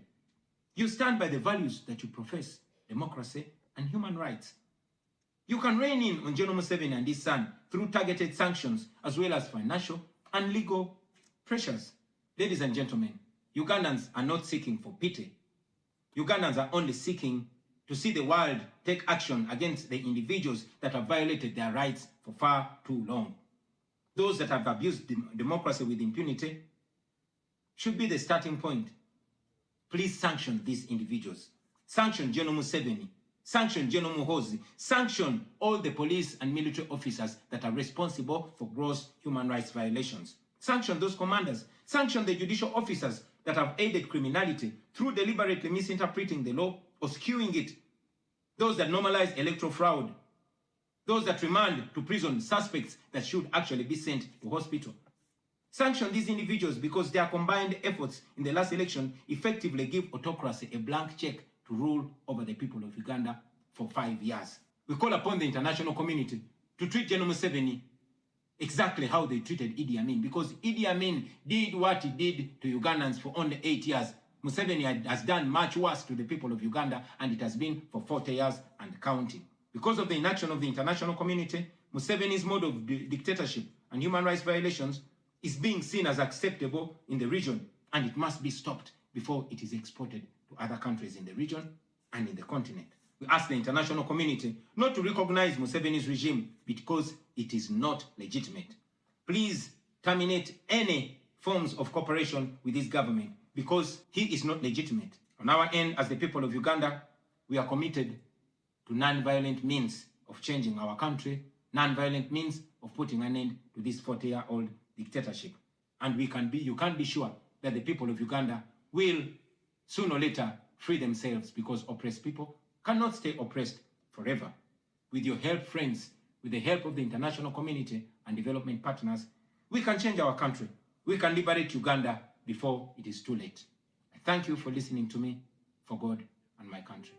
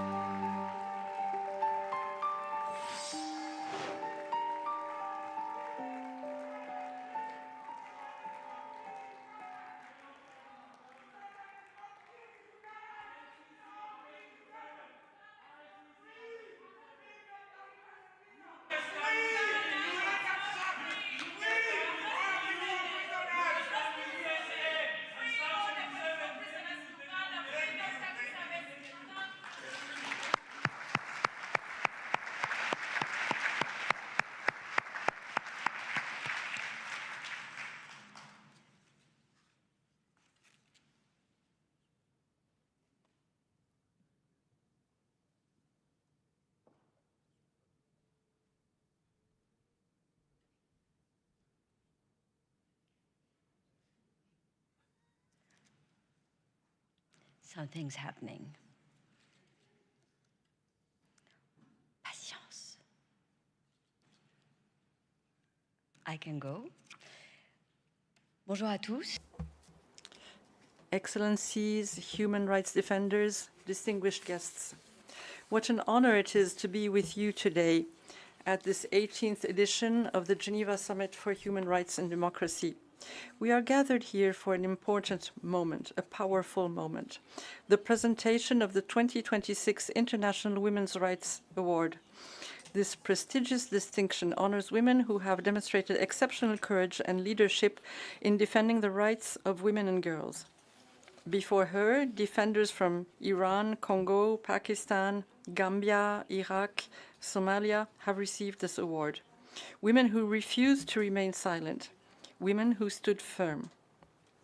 This year, the 30 human rights organizations that co-sponsor the summit have chosen to honor a remarkable figure, Marzieh Hamidi, an accomplished athlete, an unwavering activist, a woman of rare courage.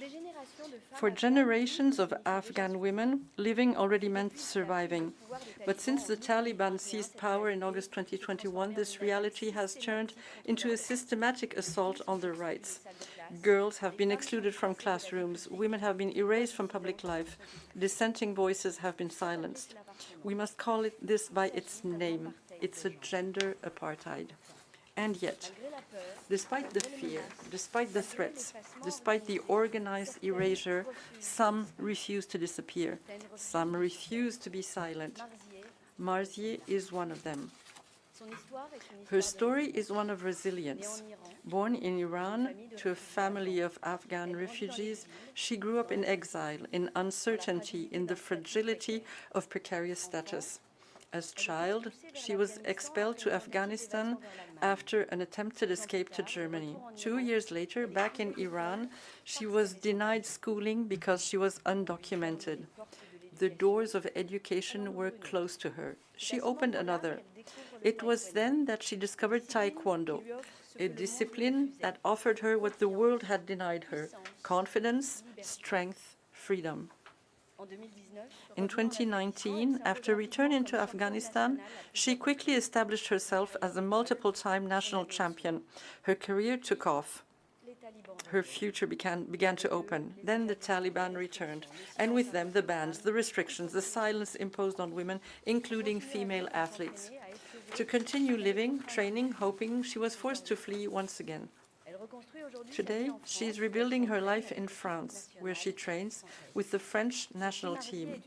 But if Marzieh is a champion on the mat, she is above all a champion for women's rights.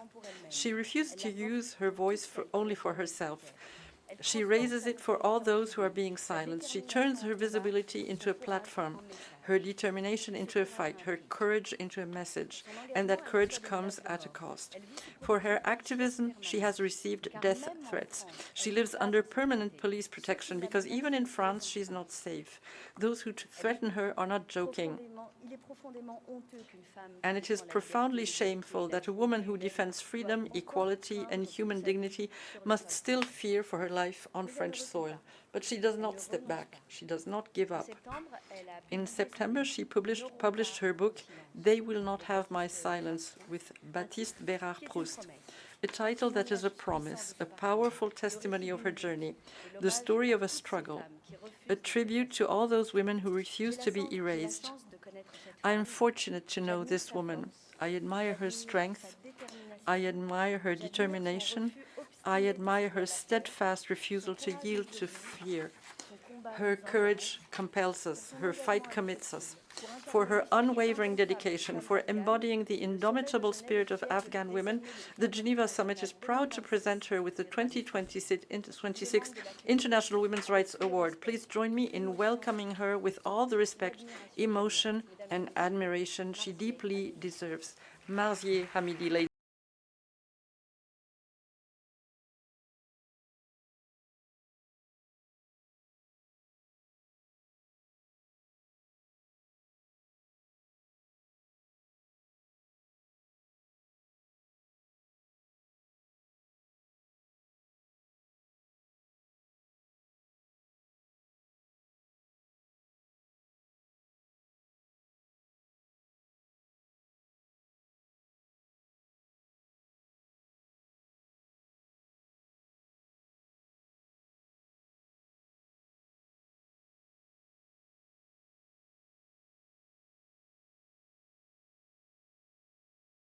lwaki tetwaniriza Uganda empya abantu tuli myaka ameka naye tetulabanga ku mukulembeze mulala obusajja butufuukidde olukokobe butwesibyeko bussa abantu baganda baffe bali mu makomera ebyenfuna bifu tosobola kukolera Uganda bannayuganda basaasaanya ensi zonna yonna buli gy'otunula akasine bwe kabeera kafaanana katya osangayo bannayuganda bambi tebasobola kukolera waka kati yembeera tulina gigoba nga tusazeewo waliwo protests ezitandika ekiro nga tetumaze na kulanga waliwo ezitandika emisana buli wamu kisobola otandika nga ate kati internet yiyo kweri abantu babo bazeeyo dda ku mirimu kakati kitegeeza tukyabanja obuwanguzi bwaffe bannayuganda mwalonda mu mbeera enzibu ennyo mwalonda ne mulondera mu bugubi mu miggo mu tiyagasi mu masasi n'abamu baabatta naye obuwanguzi bwaffe ne babwerangirira bo nga bo ate ekyo nakyo bakimanyi ate tebalina gye bagenda bujja tugenda bubanja ensi yonna egenda tubanjizaako wabula omulimu ogusinga obukulu gwaffe ffe bannayuganda pulezidenti mumuwulidde asabye obuyambi Oshegedde president asabye obuyambi agambye tusaba sanctions abantu abo mu sanctioning n'agamba nali wano ku Geneva summit omwaka emyaka emeka egiwedde naye tewali kyakolebwa ne kati nkomyewo neera abantu tulinga abali abandoned eno mu Africa mu abazungu mulinga abatuvaako ate nga abazungu be baleeta Museveni be bali bamuvujjulire bali bamuwa ssente emyaka gino gyonna 40 kakati bannayuganda ffe tulina oteekawo embeera era kati omulimu gusigadde eri ffe ensi yonna kati etunuulira Uganda omulimu gusigadde eri ffe bannayuganda okubaako ne kye tukola okutuuka mu Uganda empya okwenunula okweggyako abatemu naye singa tunaasirika mbu tulinda wali abagenda tulwanirira tewali kigenda kubeerawo ojja kubonaabona n'abaana bo ne Uganda ogifulume ate ne gy'onaddukira nayo si wammwe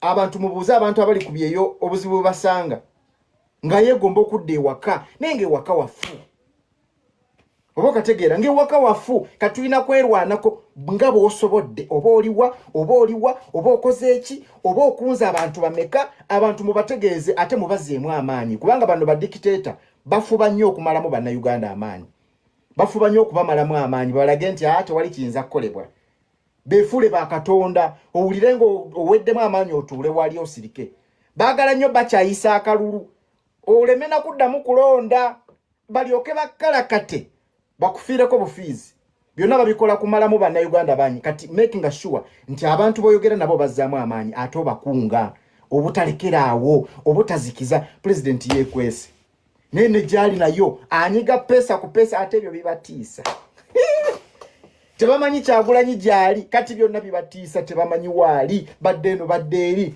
so bannayuganda ngenda kuva ku live kati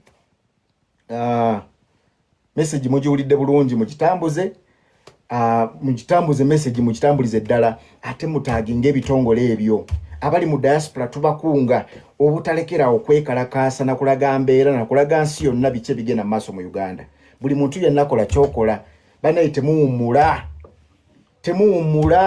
buli muntu gyali oba weekwese kubanga beekwese manyi nange ndi wano neekwese naye wendi era nange wenkolera kyensobola okukola kati buli munnayuganda bwobanga olina kyosobola okukola kikole totuula butuuzi teyagenda kulwanirira gwe batutteko ettaka lyo gwe basanyirizawo bizinensi yo gwe bawambyeko ebintu byo gwe batidde omuntu wo gwe bakusibira omuntu wo totuula butuuzi tokaaba bukaabi baako nekyokola ate naddala muwulire kano baako nekyokola nga kigenda kukunga abantu abali mu comfort zone yabo basituke baako nekyokola kasita kiba waliwo abantu abalemesezza enkyukakyuka mu Uganda awo nga bali mu comfort zone ayinamu $5,000 azina akalimo kakola asasulwa abo batufuukidde ekizibu kati making sure nti abantu abo mubakunga basituke oba baako nekyokola kyote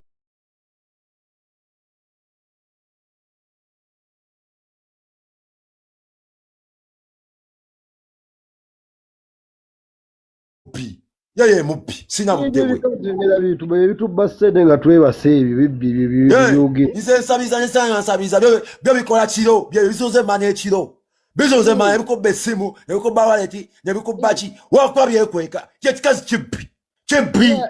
Kibbi naye ate kati goli wano osaba mirembe ate kyogera. Kijja kisonze manye ewunya, manye kiringa ebbaafu, yagirinyamu. Naye sana jiso tabuzo sinogikubamu mugere. Kakolo, akakakolo nokigusonze kakakolo nekakiwulira kyekikazi ekikumanyira nekakiwulira. Kyonna kiringa kidomola kyasamira kakono. Naye kibadde kigiweza. Biki ebyo byaweza naawe mugalumonde. Ayo like naawe oludde kuva ku Shadia wali oddeemu.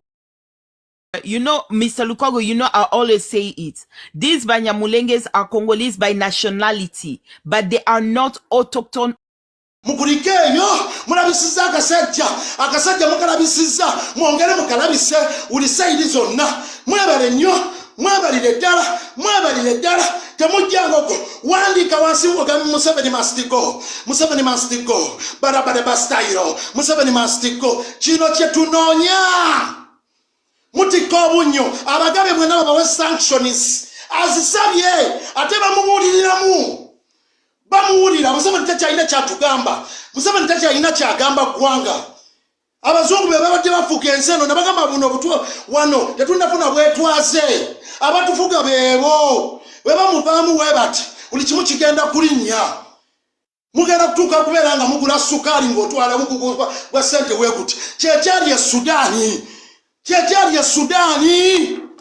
kyekyali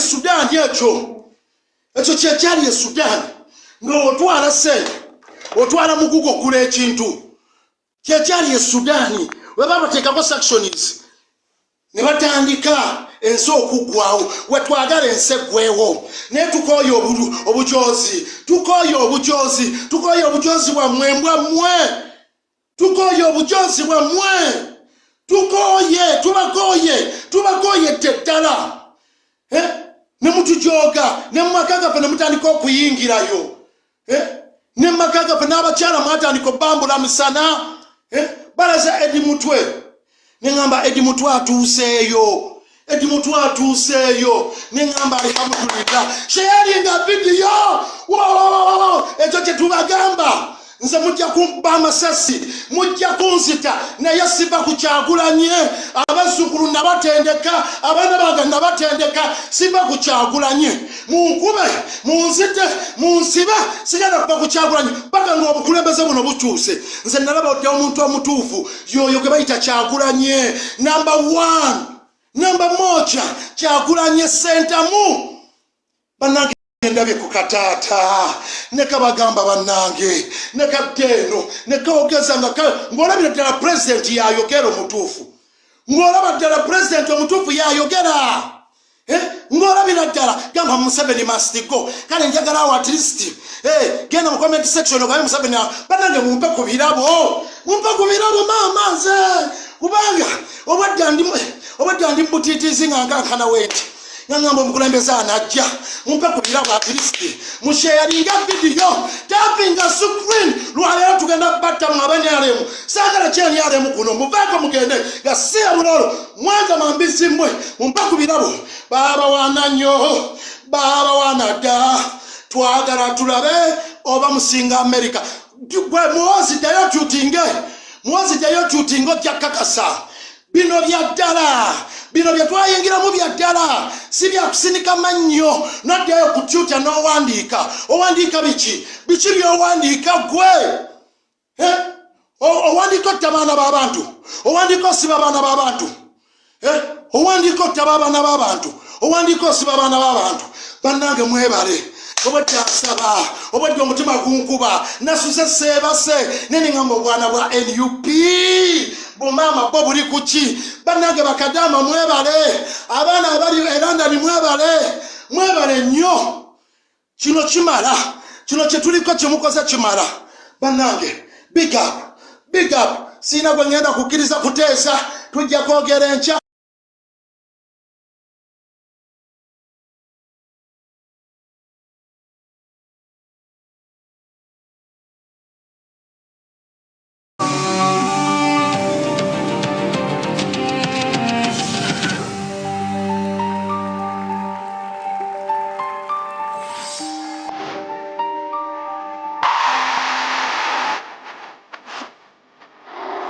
heartbeat of people and the power that no tongue can break.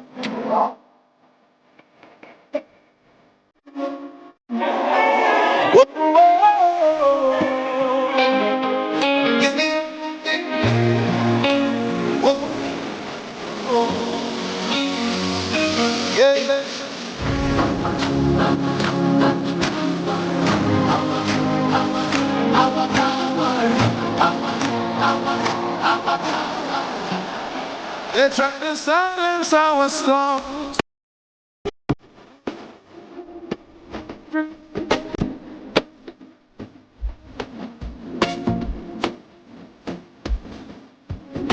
From Kamokia to Uluta.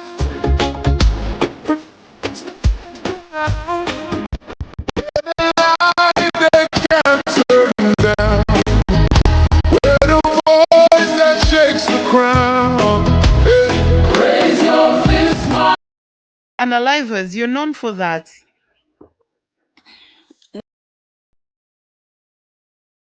makulu kyemugamba ensi zonna ezizze n'abakungu bonna abazze okwogerera mu samiti eyo kyemugamba bonna basiru nga temunnaba kubuzaabuza ggwanga kyemugamba abakungu bonna abazze mu samiti eyo bonna basiru mulyoke mugambe nti nno samiti terina makulu mutandika ogivumirira kyokka ate ngo abasajja twabuusizza pulezidenti tumugamba bano bagenda kuggyako intaneti katwali ne bakiteekayo waggulu nti egenda kubeera ng'ayogera by video era olwategedde nti agenda kwogera by video ne batajjaako intaneti video president yagikoze bukyali video nebeera ng'erisiivingibwa nga bukyali esobole okuba ng'ezannyibwa kati intaneti ne bagivaako kuba bategedde ne bagijjako ne tutamulaba ng'ayogera video zisigalayo era tuba tugenda kuba nga tuzisaasaanya oba mukitegeera so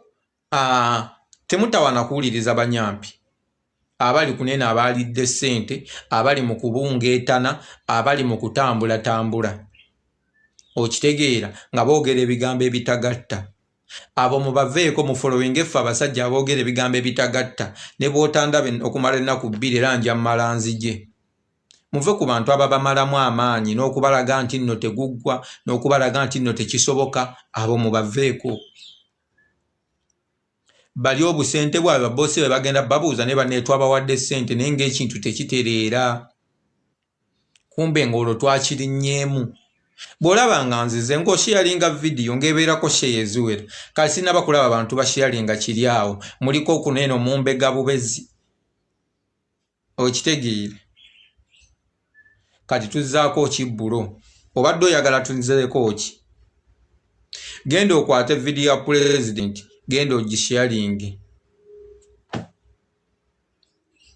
swabula ogamba otya mukwano gwange swabula n'embogo abantu bali kuno bambega bubezi babeerako abantu batya bina naye nga tebataddeeko sheya okwo tekuba kumbega mumbega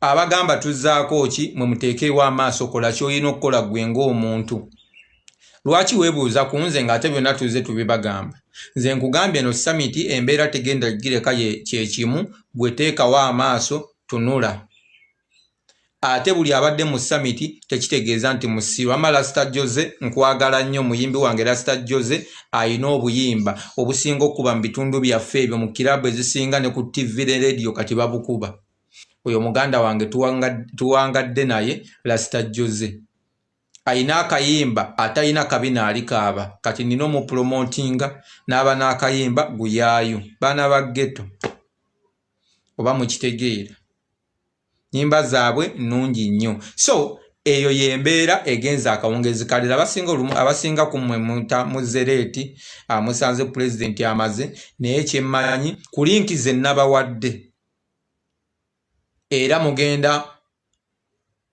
data namulabye linki ze nabawadde era video president mugenda kukola ki mugenda kubanga mugisangayo mubeere nga mubirabira ddala bulungi mubeere nga mutambuza obubaka bwe ate ffe tumanyi butuuse gye bulina okutuuka era president abalaze ajja ku resurfacinga ku lunaku lwanaawulira nga kati kiryokke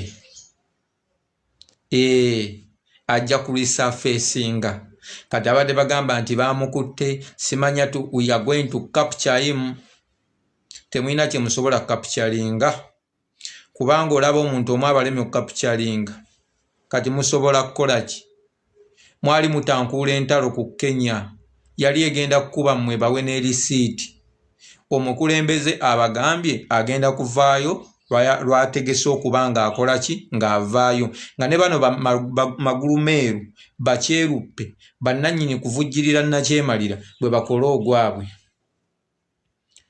ogwabwe fe ogwaffe tugukoze ogw'omukulembeze Bakyagulanyi Ssentamu agukoze yadde era nga tukyakola ekisoboka paka nga tumuggyeeko kati gwe aweddemu amaanyi totabaana kumalamu balala maanyi genda weebake totukooya tosumbuwa balala genda weebake gwe w'obanga owulira amaanyi gakoze eki gakuweddemu binnyo okuggwamu amaanyi ate n'otandika okutambula ku intaneti kuno eno ng'ate omalamu abalala amaanyi bw'oba oweddemu amaanyi gwamu maanyi go genda weebake ffe tutambuze ekintu tetuli sizono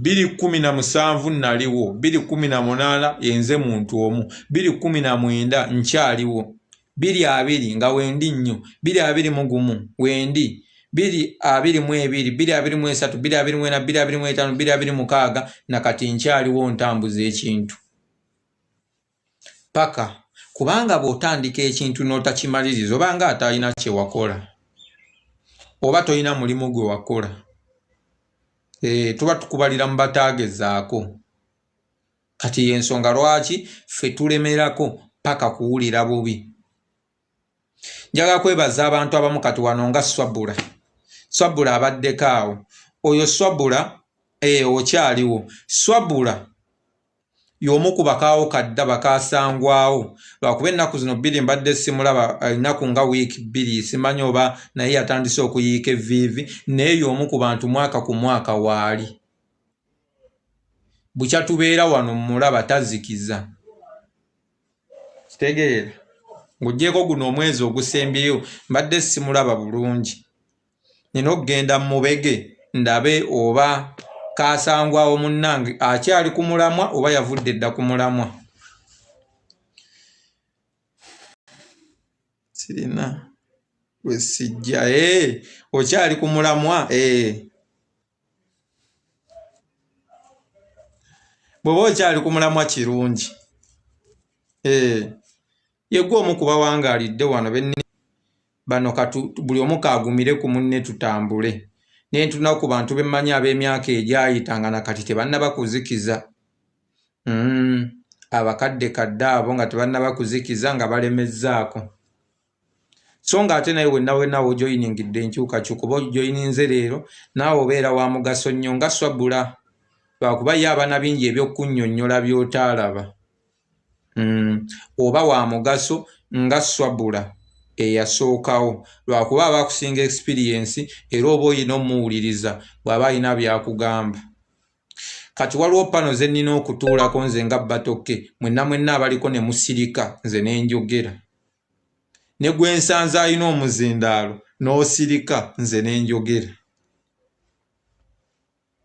ne nsooka mbaako bye mbabuulira nga pano emu gye nagenzeeko ekiro ne neebuuza ababadde baliko ani yabadde abawadde olukusa okwogera era ne njogera baadde bazoleya summit eno nga bazoleya omukulembeze ate abamu nga beefuulera oba opposition ne mbagamba baba musirike nze njogere bwe kityo bwe kirina okubeera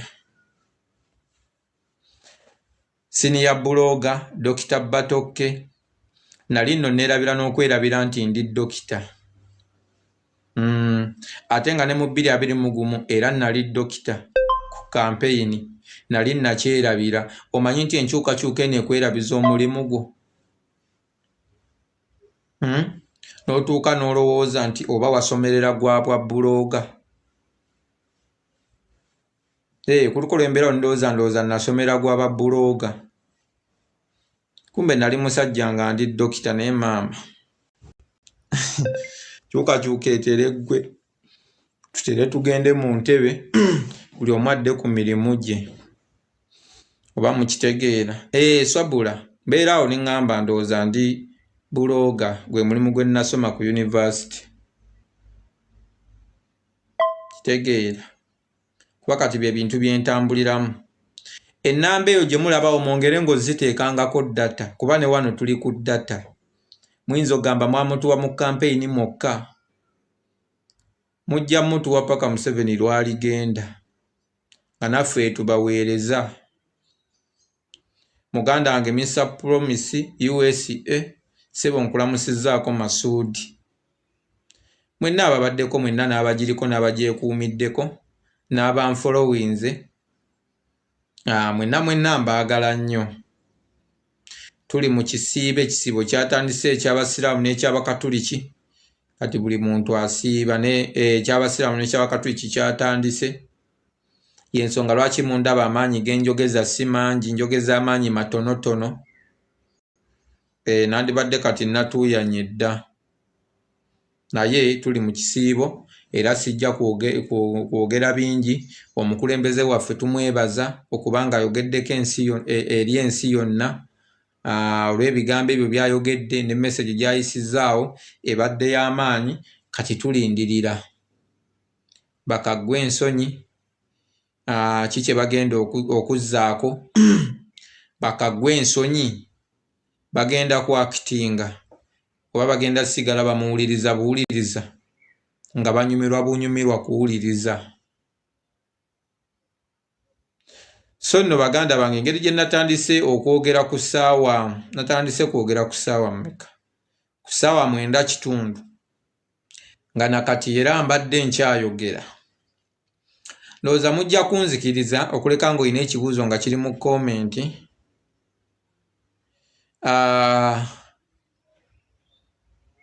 ng'olina ekibuuzo nga kiri mu komenti nsobola kikuddamu ennamba yange eyo nayo yange n'eri gye nabateereddeko kwe mbaweeredde linki nayo ebadde yange bw'oba olina kyonna ky'oyagala obuuza olunaku lwonna waliwo ayankubidde ekiro mami wange mu Amerika awo n'aŋŋamba bangaye olutamaguzi yafudde ne mugaa tebiriiyo ebyo mwenna muyina kubuuliza okwo mukulu wange Masaba osindika message nga wozidiriitinga okolera ani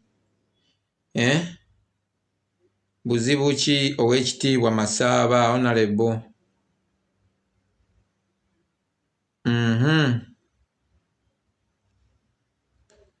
yes banne empadde abantu linki ne mpulira nga nkooye nga bye linki paka kuwulira bubi era abantu pulezidenti ne bamwota buliro ennamba ya linki gy'obeera obeererangako ddala togivaako byonna byagala okwebuuza byebuuliza okwo lutamaguzi yafulumamu eggwanga omanyi okuwa abantu linki abantu nga kakadde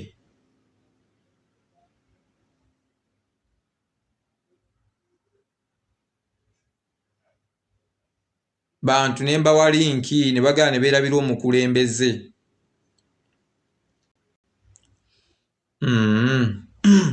ndowooza nja tandika okubawaayo ku pulogulaamu awo njogereko gye muli pulogulaamu nga ya ssaawa ng'emu njogere male ŋŋende kuba nagenza okulaba nga aboogera ebigattako bakendedde aboogera ebigattako ku social media bakendedde nkolengayo live ku TikTok ne ku Facebook mbeere nga njogerako gye muli mbazzeemu amaanyi mbalage nti tekinnaggwa paka nga kiwedde ngenda tumirako mukadde wange Florence okuva mu ggwanga eri America kutumidde muganda wange Masudi ndabira mami wange era e Boston awo mami Dorothy mugambe nti mutumidde mwagala nnyo ntumiddeko muganda wange okuva e Bungereza Kato Hussein omulongo sebo naye nkutumidde ne ntumirako muganda wange Paulo Isooba naye bwe Bungereza awo naawe nkutumiddeko ne ntumirako baganda bange abali South Africa ne Germany awo ndi mu group yammwe ya chapter era mbawanya amawulire on a daily basis. Baganda bange nga muli mu chapter ya Germany namwe mbatumiddeko ntumiddeko Mami Kevin ne local government ekuli bw'ekitiibwa Joseph Kawuki nzigule nakati era bw'otuukayo n'ogamba bannange nawulidde ebya convention ndi wano njagala genda kuba kati convention yino tugenda kwogera ku nkuza y'abaana mu Europe omwana akulidde atya mu Europe n'ateerabira bya buwanga bwe e Uganda bw'omala ekyo mulimu tourism abantu tugenda kubatambuza mu makolero gonna gogamba bugambi njagala genda mu kolero bwenti mbeko kyenjega njagala genda mu kolero bwenti ezennaku ezi 2 nga tuli mu tourism kakati omwana bwajja n'agamba nti ow'ekitiibwa njagala kujja nze nina knowledge mu bya world nga bw'okyogedde kakati nga nkugamba gende Mengo oyogere ne minister oba department ministry ya foreign affairs. Sorry to interject you. I can't cover the oba kocha byuma. I think you can elaborate abantu bakitegere. Seremba we okocha byuma ngabola ntagire amadirisa window something like that. Please explain to them what yes. Kati bwotuukayo bonga bakugamba okay kale gwani nze gundi n'oba mu Lugwala n'oba mu Kalamoja kakati bwotuuka bw'omala okuregisteringa kati ffe nze mbera Netherland naye olukuŋŋaana luli Germany naye mujjukire nze ntwala essaza lino kati nga nkubira ab'e Germany nti mu bantu abajja waliwo yakuguka mu kwokya ebyuma kati bo nga boogera n'abakampani ate abazungu bali flexible bagamba waliwo omuntu ayagala okujja ayongere okufuna knowledge mu ebyo oyinza okujja kulaba n'ofuna knowledge mbaza n'okukwata ebyuma bino ebikozeko ne babikola ne bagamba genda ogaziye kampuni yo ate naffe tujja kujja tukulambule naye ate mbaza n'okugamba sigala wano otukolere muoba oyogedde nabo bulungi bane bagamba sokoddeyo ate tukole ku paperwork akuleeta era nomali tufunye abantu bangi nina omukyala abira end of venue wano yasooka najja mu conference zasooka naye tezaali za Buganda ne bwe yadde ogwokubiri olwaddako kati mukyala abeera wano famire yeegaziye mukazi wa amaanyi kati alwana kulaba ate nga n'abasigala e Uganda ayongera okubaleeta kyengezako kubagamba nti Buganda tewali central government of Uganda kyesobola kukola Buganda government kyetasobola kukola abantu abamu tebakimanyi naye bo bagamba mujje katikira siba kibagamba mujje Mengo bwoba olina kyoyagala okumanya jangu mujje kakati butoyinza kuba bo tebajja kujja bagambe bannange kino oba kino ne bw'otuukayo nga bakunnyonnyola nga bagamba okay kale katukole bwe tuti katuli wano mu Buganda convention eri wano Germany omwaka ogujja tugenda mu America omwaka oguddako tugende UK omwaka oguddako tugende Sweden Buganda yeetoolodde ensi yonna kati ye kabaka agamba munoonye kyonna kye musobola wansi w'enjuba okuyamba abantu bange academically marriage wise agriculture economically investments ebyo byonna. This is why we always say come to us kubasobola abali talented kuba banja abali talented naye nga bali munako can come anti era kyovula nabagamba osenga Olivia kyajjukira nabagamba ka abaana bano temugezaako kuggulawo lutalo wakati wammwe na Lwakabaka muteekeo bridge eyo Obwakabaka buyinza obutabayamba kugenda mu buyinza naye waliwo possibility gy'oyinza okozesa nga weeyango oyitira mu Bwakabaka n'otuuka wala nnyo abantu bangi nnyo bali mu mawanga gano amanene naye nga bakugamba nze Buganda yantuusaawo tokimanya okyaya bameka abantu abali e UK nga bakugamba ffe Buganda twayita mu Buganda okutuuka wano we tuli bangi bemmanyi bangi nnyo kati anti kyekiruma ola nti ndese high tower kubanga is talented is a welder yayina business ne bagikwatamu kati it will be easy for him to come in naye for security bayinza omukkiriza to have that opportunity anti kakati gw'omwogeredde naye ne nkugamba nti Emmengo geti ebeera nzigule eva bw'otuukawo ate nze nabawa ne password yange eri abantu ab'ebitiibwa nga tebatuuka eri mmwe bano bantu ba bulijjo tayinza nakujja ku TikTok kuno naye gwe bw'otuuka bali ku Bulange ng'obagamba ow'ekitiibwa Ssekajjugo nayogeddeko naye ku nsonga bwenti kaŋŋamba oli ku security wano ku gate naye njagala genda yaŋŋambe nti njijjeko mu office ya local government ne foreign affairs kubanga nze nkolera wansi wa ministry eyo mbeeko bye mbuuza bajja kuggulira bulungi nnyo ewakabaka baaniriza buli omu ng'ogenda munda ng'obuuza kyonna ky'oyagala okumanya bw'olaba nti waliwo oyinza okubenefitingiramu era bajja kugamba enamba y'owekitiibwa yiino eno kati ng'odda gyendi kubanga ebisinga sinza kubyogerera wano nembimala kati ovulaba nze mbagamba njija wano nenkuba olwali naye ate wabawo ebirala era omuntu anaba akkiriza n'agamba owekitiibwa alina kye yagamba ojja kulaba ng'abantu bangi bakyuse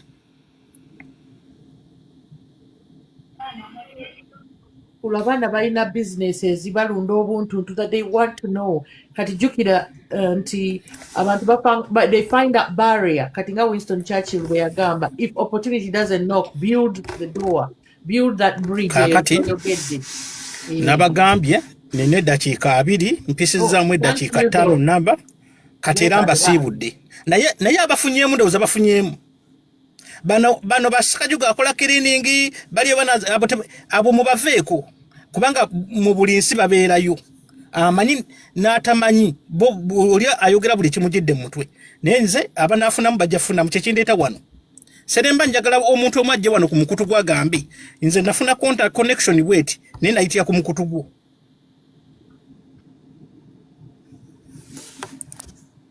batono ate teboogera bwe bamala okufuna ate badde eri ne bavuma batono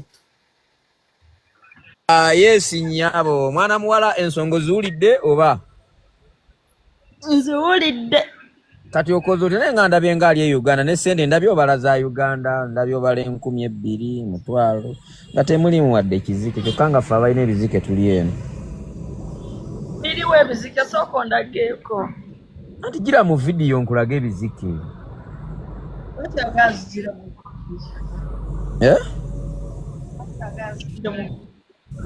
tonaakulinnyako wano mu vidiyo n'olivio kyatamanyi bw'ofaanana oyo mugagga wange ali Bungereza alina amaka galiko swimming pool n'eyikanya oli saamusekajigo taanu wange senta yawulira amenya abatwala Germany nja kugaggawala essaala eyo ngitwala mu linnya lya Yesu nawo abagagga bange ab'Ebungereza bangi nnyo basobola okuteekamu sente n'ogenda nze njagaliza abantu ne bafunamu wano waliwo omuwala yali mukwano gwange n'afunamu omusajja omugagga kati yafumbira yamuzaalamu n'omwana naku buli mwezi amuwa obukadde 2 asasuleko ennyumba n'okweyagala ze yali akola e Dubai kati ate azimuwa wano Uganda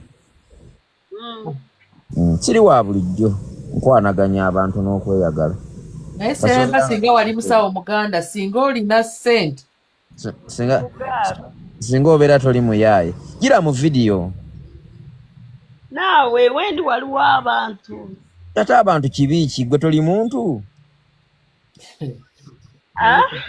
gwe toli muntu ndi muntu naye kati gira nno mu vidiyo abantu bakulabe nabye ndi mukumaliriza era kyenjagala omalirize eddakiika emu nze njogere naye nkunnyonnyole tugende no problem olete katuma tondabye kyogamba ate nze abantu baagala kulaba kituufu kaavu kituufu kino kye balaba kaavu ogirina oba kawaani gira mu vidiyo abantu bakulabe naye nange nowama Silivia kyekyo ye takulaba ayagala kulaba ng'oli openi wano naye Uganda erina ebyana omukyalo omutoolo gira mu vidiyo tukulabe Uganda eri blessed ono mwana mutoolo nyimbye bwojo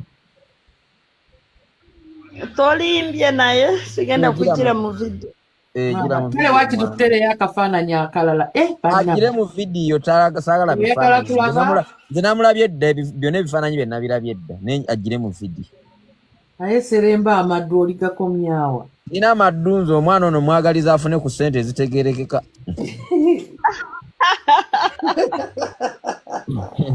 omanyi nali ku mutaasa nali ku mutaasa awo ku William seremba tonjogeza abafere ne balaba omuwala ng'anyirira bambala bulungi ne bagamba omuwala gwe figayo egwana bwerwa ne Uganda tesaanawo kati nange omwana ono mwagaliza abeereko Ebungereza oba Buganda Convention agende yeyagale era kyekyo naffe temukuba alira ate oli mukwekubya gataliiko ssaaniiko kati oyagala ki convention ogende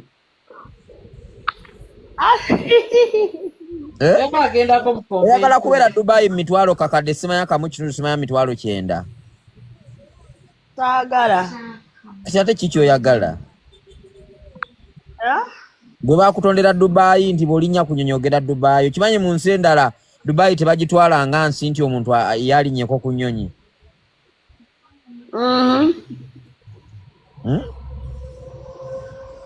Kwegamba Dubai nayo yeeyiya bweyiyo okubeera ku world map. Kati vidiyo ekulemye. Nkyenda bye ndimumaliriza wano. Sirabanga mutolo yeetyanga ggwe, baana batolo tebeetya. Tubeera n'ensonyi. Lwaki obeera nazo kungulu ng'ate munda tozirina? Wona nzirina. Wona nzirina. Nga ndaba wali oli ku biiki mu busikaati obumpi abantu owewabawewe. Ate ku biiki. Ng'olabyeko abantu bangi. Kati ate wano waliwo abantu bangi. Wano kati oli wano ogenda kufunawo bagagga. Akyogamba ogenda kuntuude. Nzenda kwano omugagga. Omanyi waliwo wano omuwala wansi alina omutima omubi kati awulyawika mu blocking. Dame kulya bye twogera. Alina omutima naye kamuleke tanvumanga. Atera okunvuma nedda kamugobe. Bantu abamu tugenda tubagoba tubejjako mpola kamugobe. Ekituufu babeereyo ne banvuma. Obutiitidi alinawo alimanyi biki. Mugobye. Babeereyo ne banvuma. Sikyabaagala nze abo. Nga bakuvumira ki? Nange. Abantu babulabe boogera. Gira mu vidiyo naye nkulabe. Mbina byemaliza kabeda ne live ndimugivaako kati. Kati bw'ojja okoma odi ku live? Nze mba nkulaba wojja ku live beera nkulaba. Ekyegeza oli follower wange. Ngenda kukuwa ekisajja nga kina ssente. Toyagala ssente? Impe. Oganye okugira mu vidiyo kati kina kati oba naakulaba batya nga togidde mu vidiyo. Dolala ngenda kujja mu vidiyo nange Silvia. Jangu naawe. Omusajja ayogedde convention wano. Omuzungu. Convention wano. Ate ye Dubai nzijukira edda nga nkyajjayo kubanga kati edda nga nkyajjayo nga tujjayo kukyakala naye nga nze kati compound gye nabeerangamu nga mulimu bawala ba Ethiopia abaafumbirwa abazungu nga babeera eyo mu kigagga bannange nga mukwano gwange yafuna omuzungu ng'alina contract eye Dubai.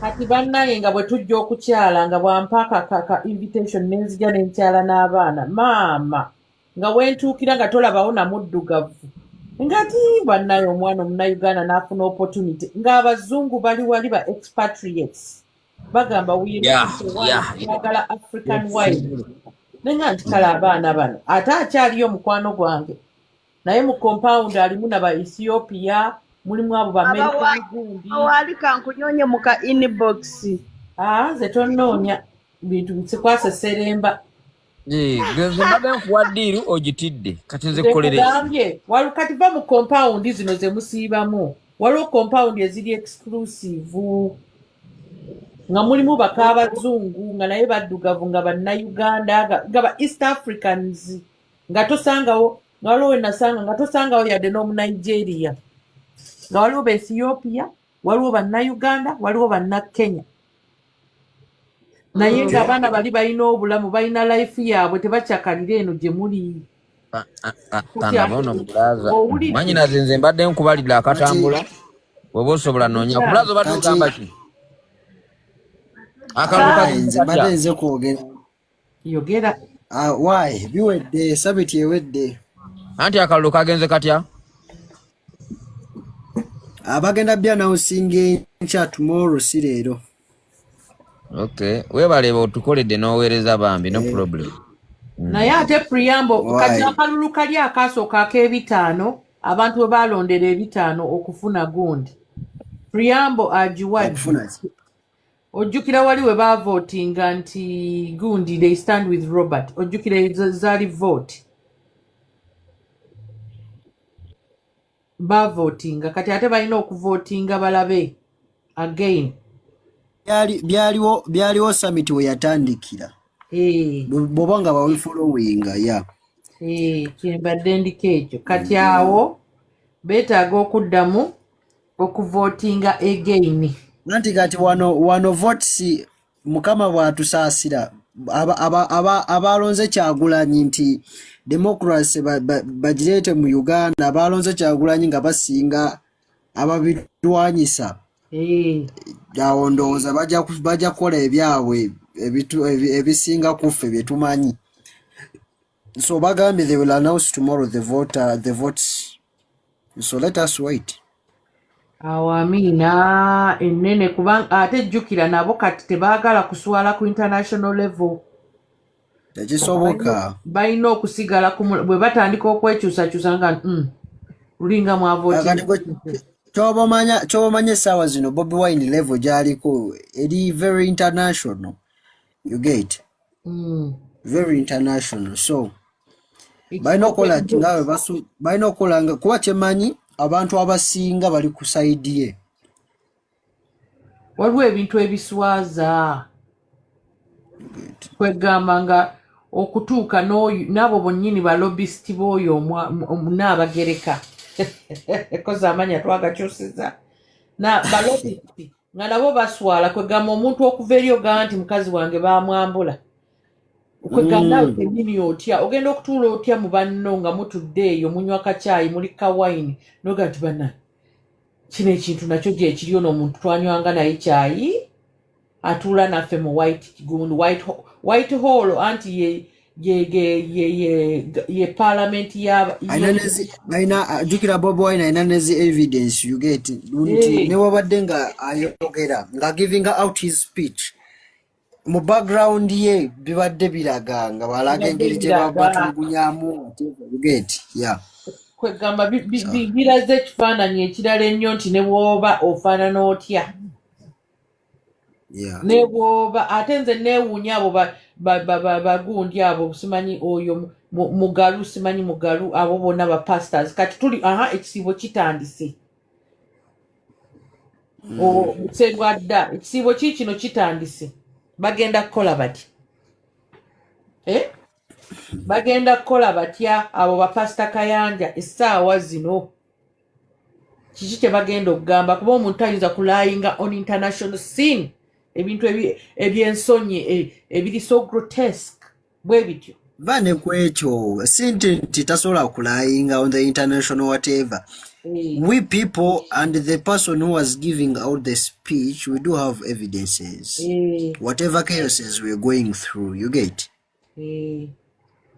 so kati tebalina nakirwako ate what proves what no kajjukira bannange gwe njagala ogenda olabe ku speech za Miriam Black ojja kutya maama tolaba wano Epstein files nti abantu bakyalwanira Trump even if bagundi bavuddeyo gosaaga omuntu omuyaaye nga yasazeewo okuexonerating omuntu omukyamu waliwo alina namba ensumbu wenkubira Black bajja kuleeta ensooka abo abantu tobazanyisa tebalina nsonyi olaba ku Trump kati bali mu kutandika nedda teyali Trump yali gundi Andrew Trump tabikolangako nti ate girlfriend we yali recruitinganga bakola listen to Miriam Black ng'ayogera bannanga oyinza n'okutya oyinza n'okugamba Kyagulanyi lwaki owaayiriza omusajja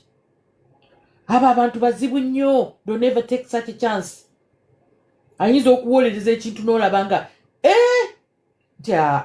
tekisoboka never let your guard down with these lobbyists bazibu nnyo bali so ugly omukyalo oyo yayogerera gundi waliwo conference eyo nga ebintu ebyakkonyi omukyalo oyo n'Abamerika okusindika nti bajje banoonye ekkonyi omukyalo oyo bw'owulira speech ze ebimu kati babya-update nga babijjako otya n'okutya yawolereza nga gwe tonayingira na byabufuzi tobimanyoga nti walayi Kyagulanyi alimba don't ever play with lobbyists bazibu nnyo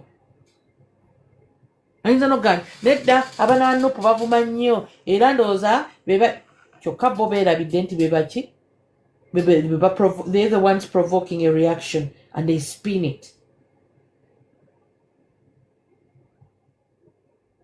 kati bali ku mulimu obwedda balinda naye ebintu byayogedde biswaza abantu bano balina families biswaza era Museveni is tarnished for life legacy ye yonna efudde.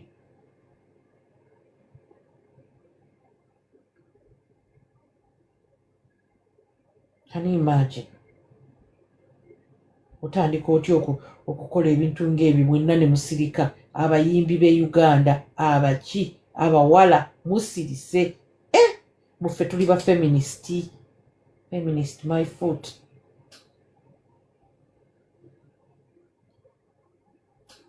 Era nindo oyo nalweyisa aveeyo simanyi aveeyo yeeyogeze ebintu bivuddeyo kati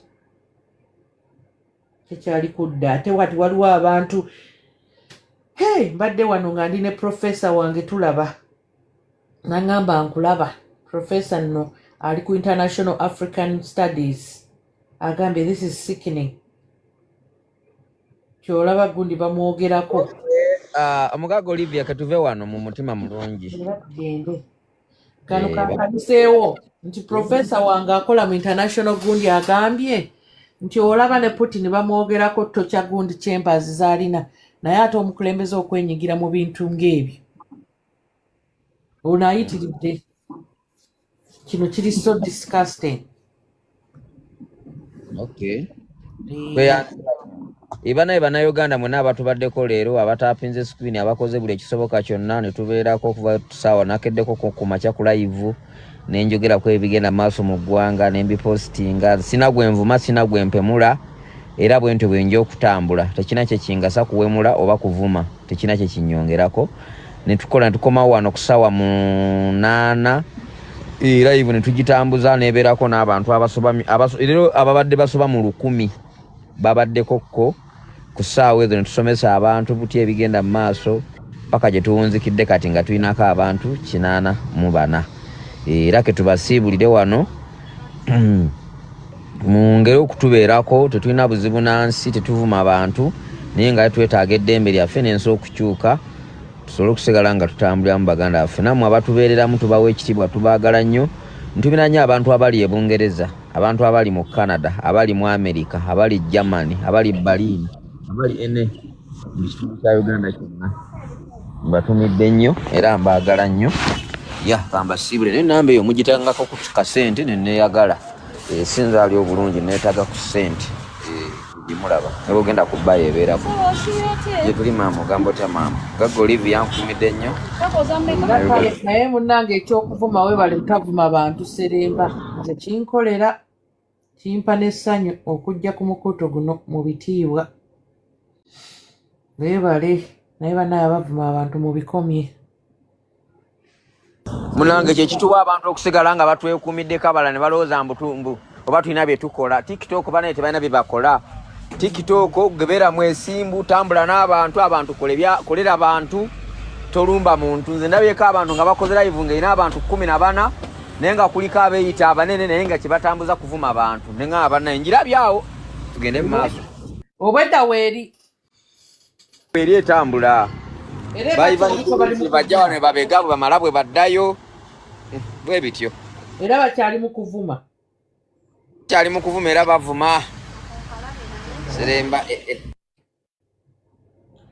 nemba genda owumule munnange oli nga yasazeewo okuba omuvumi oba okukola evil is evil oli bw'abeera nga yazaalibwa nga muntu wa mutima mukyafu abeera wa mutima omukyafu ne bw'okola otya tosobola mmukyusa kubanga wano ayinza okubikkako n'agamba ndekedde awo naye ate era kalina ekitambo ne kikomawo eky'okuvuma bannange nze ndowooza kitambo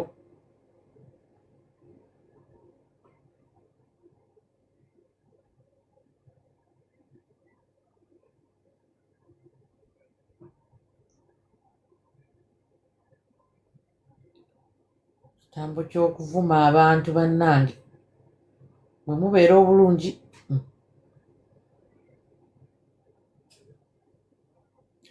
seremba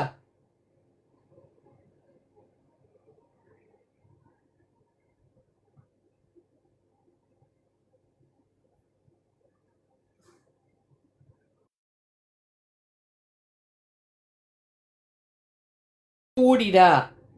Wano nsinga kafiri kasoko jeko waggulu wano.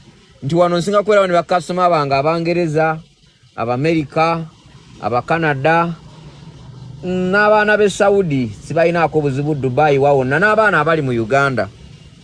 Tubaagala nnyo nze nsigala mbagamba sirwedde kuvuma bantu tekisobola ekyo kunfuula wakabi abazze bagoberera ebbanga lyonna okuvira ddala egyenze embeera ku maleedi era sivumangako muntu naye nsigala ngoberera ebyo benina okukola. Buli obeera nga Katonda akuwadde omukisa ng'oli mwesimbu siggoba olina okwerwanira entalo abawo abalina okukulwanira entalo. Waliwo abamu nga balina funa mu ntalo ate nze si kyenyijo okukola tekinkolera. Waliwo ne yannangidde ssente ze yampa. Mukyala yannangidde ssente ze yampa mbonazigulangamu bakazi nenseka ne ngamba okay. Naye nga jasi kale ndowooza alina obusungu gye ndi. Naye bwe bityo bibeera mu nsi mwe tubeera. Bw'ogula abakazi gwe seremba gwe. Ntino bisanga tetulina buzibu nabyo kubeera muntu osanyukako no problem. Tubasiibudde mubeere bulungi. Kati togamba nti oli yakulangidde yanangidde ssente ze yampa era okufa mu nsi muno paka lwe ndivaamu siriddamu kukomba ku ssente ze sizaagala era taddangamu zimpa. Naawe onyiize tuli mu kisaagala ate kati nzisaala muntu ampa zola wano omwami yanangirako ssente ze ne mugamba tuddangamu zimpa tulabe bwe siibeerewo era nabeerawo ne kiggwa. Rubera kutayini yobera principle di nzisaala muntu kunangira tutule ne bwe kunabeerako abantu basatu tebasobola kubeerako bokka abantu tubalina nze sigaana oba nsabiriza aizu naye nsaba ne bampa olwo n'abasaba ne batabawa. Mukyala obalangidde mbu waliwo n'abasaba ne batabawa. Ne batabawa kyekyamazima. Baani naye anange okuvuma banna muntu genja kunyega njala nsigale nga bwendi nneme kukola ntalo n'abantu. Banaye mbaagala nnyo. Waliwo omukyala mukyala Green sikyakuliza muzeyi Godfrey gankwagala nnyo ssebo muganda waffe DJ Benanzo oli mu America nkutumidde nnyo. Waliwo muganda waffe ampaddeyo omusanvu leero erinnya lye banaye limvudde ne muntu mukama wange oyo eriri mukama wange ampaddeyo ekyomusanvu leero. Ibulamu tebutambudde. Bamuyita Ryan sikyesobola Ryan Mr. Ryan nkutumidde nnyo. Ne wabaawo n'omukyala wano mukwano gwange mukyala ki wano ne Lisa akudduse. Lisa simutegeera oba akolera ani? Yedda yabadde yeebase talina buzibu. Yasuzeewa bakyakala ku Mande. Ate Mande banaye mbasiibudde mbeere bulungi amasanyalaze tulina ene waffe. Onookomawo edda.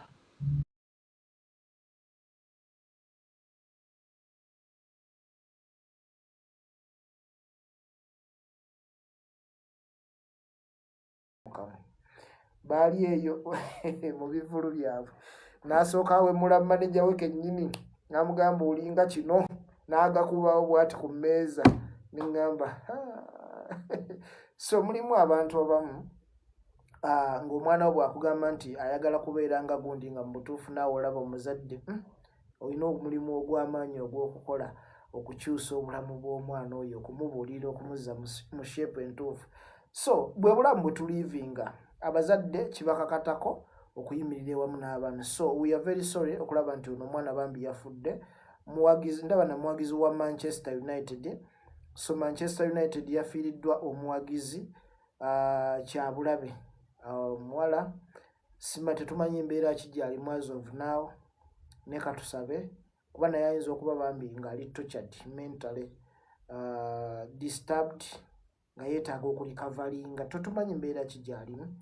Kati omuzadde eyagezezzaako okulaga nti alwanirira mwana ate ayendinzeepu ng'alina kubeera mu kkomera. So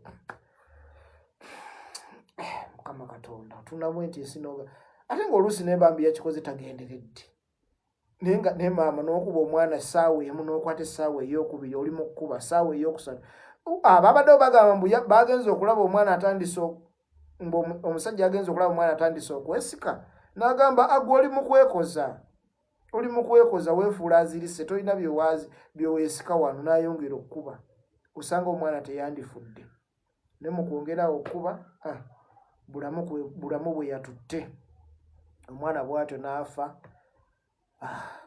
Waliwo ebintu bimu n'ogamba nti oba Katonda si yaba akigeze naye ate munnaye Katonda yatusinga okumanya era olunaku bwe luba lwatuuse wadde nga tekijja nga bw'oba okyagala naye aba yakitegeera bwetyo mbu eyo layini mwe kirina okuyitira. Oligenda ew'omuwala taata we alikusangayo alikukuba emiggo alikutta bw'otyo n'ova mu bulamu bw'ensi kati ze mbuyaga ezikuuta. Sikulimba kyabulabe nnyo. Famire y'omugenzi Mukama agisaasire n'omwana amusonyiwe byamusobako. Omwana simanyi kirasi ki gy'abaddemu oba 18 years ndowooza oba oli mu senior 5 bwe watyo ndowooza senior 4 towards senior 6 between there.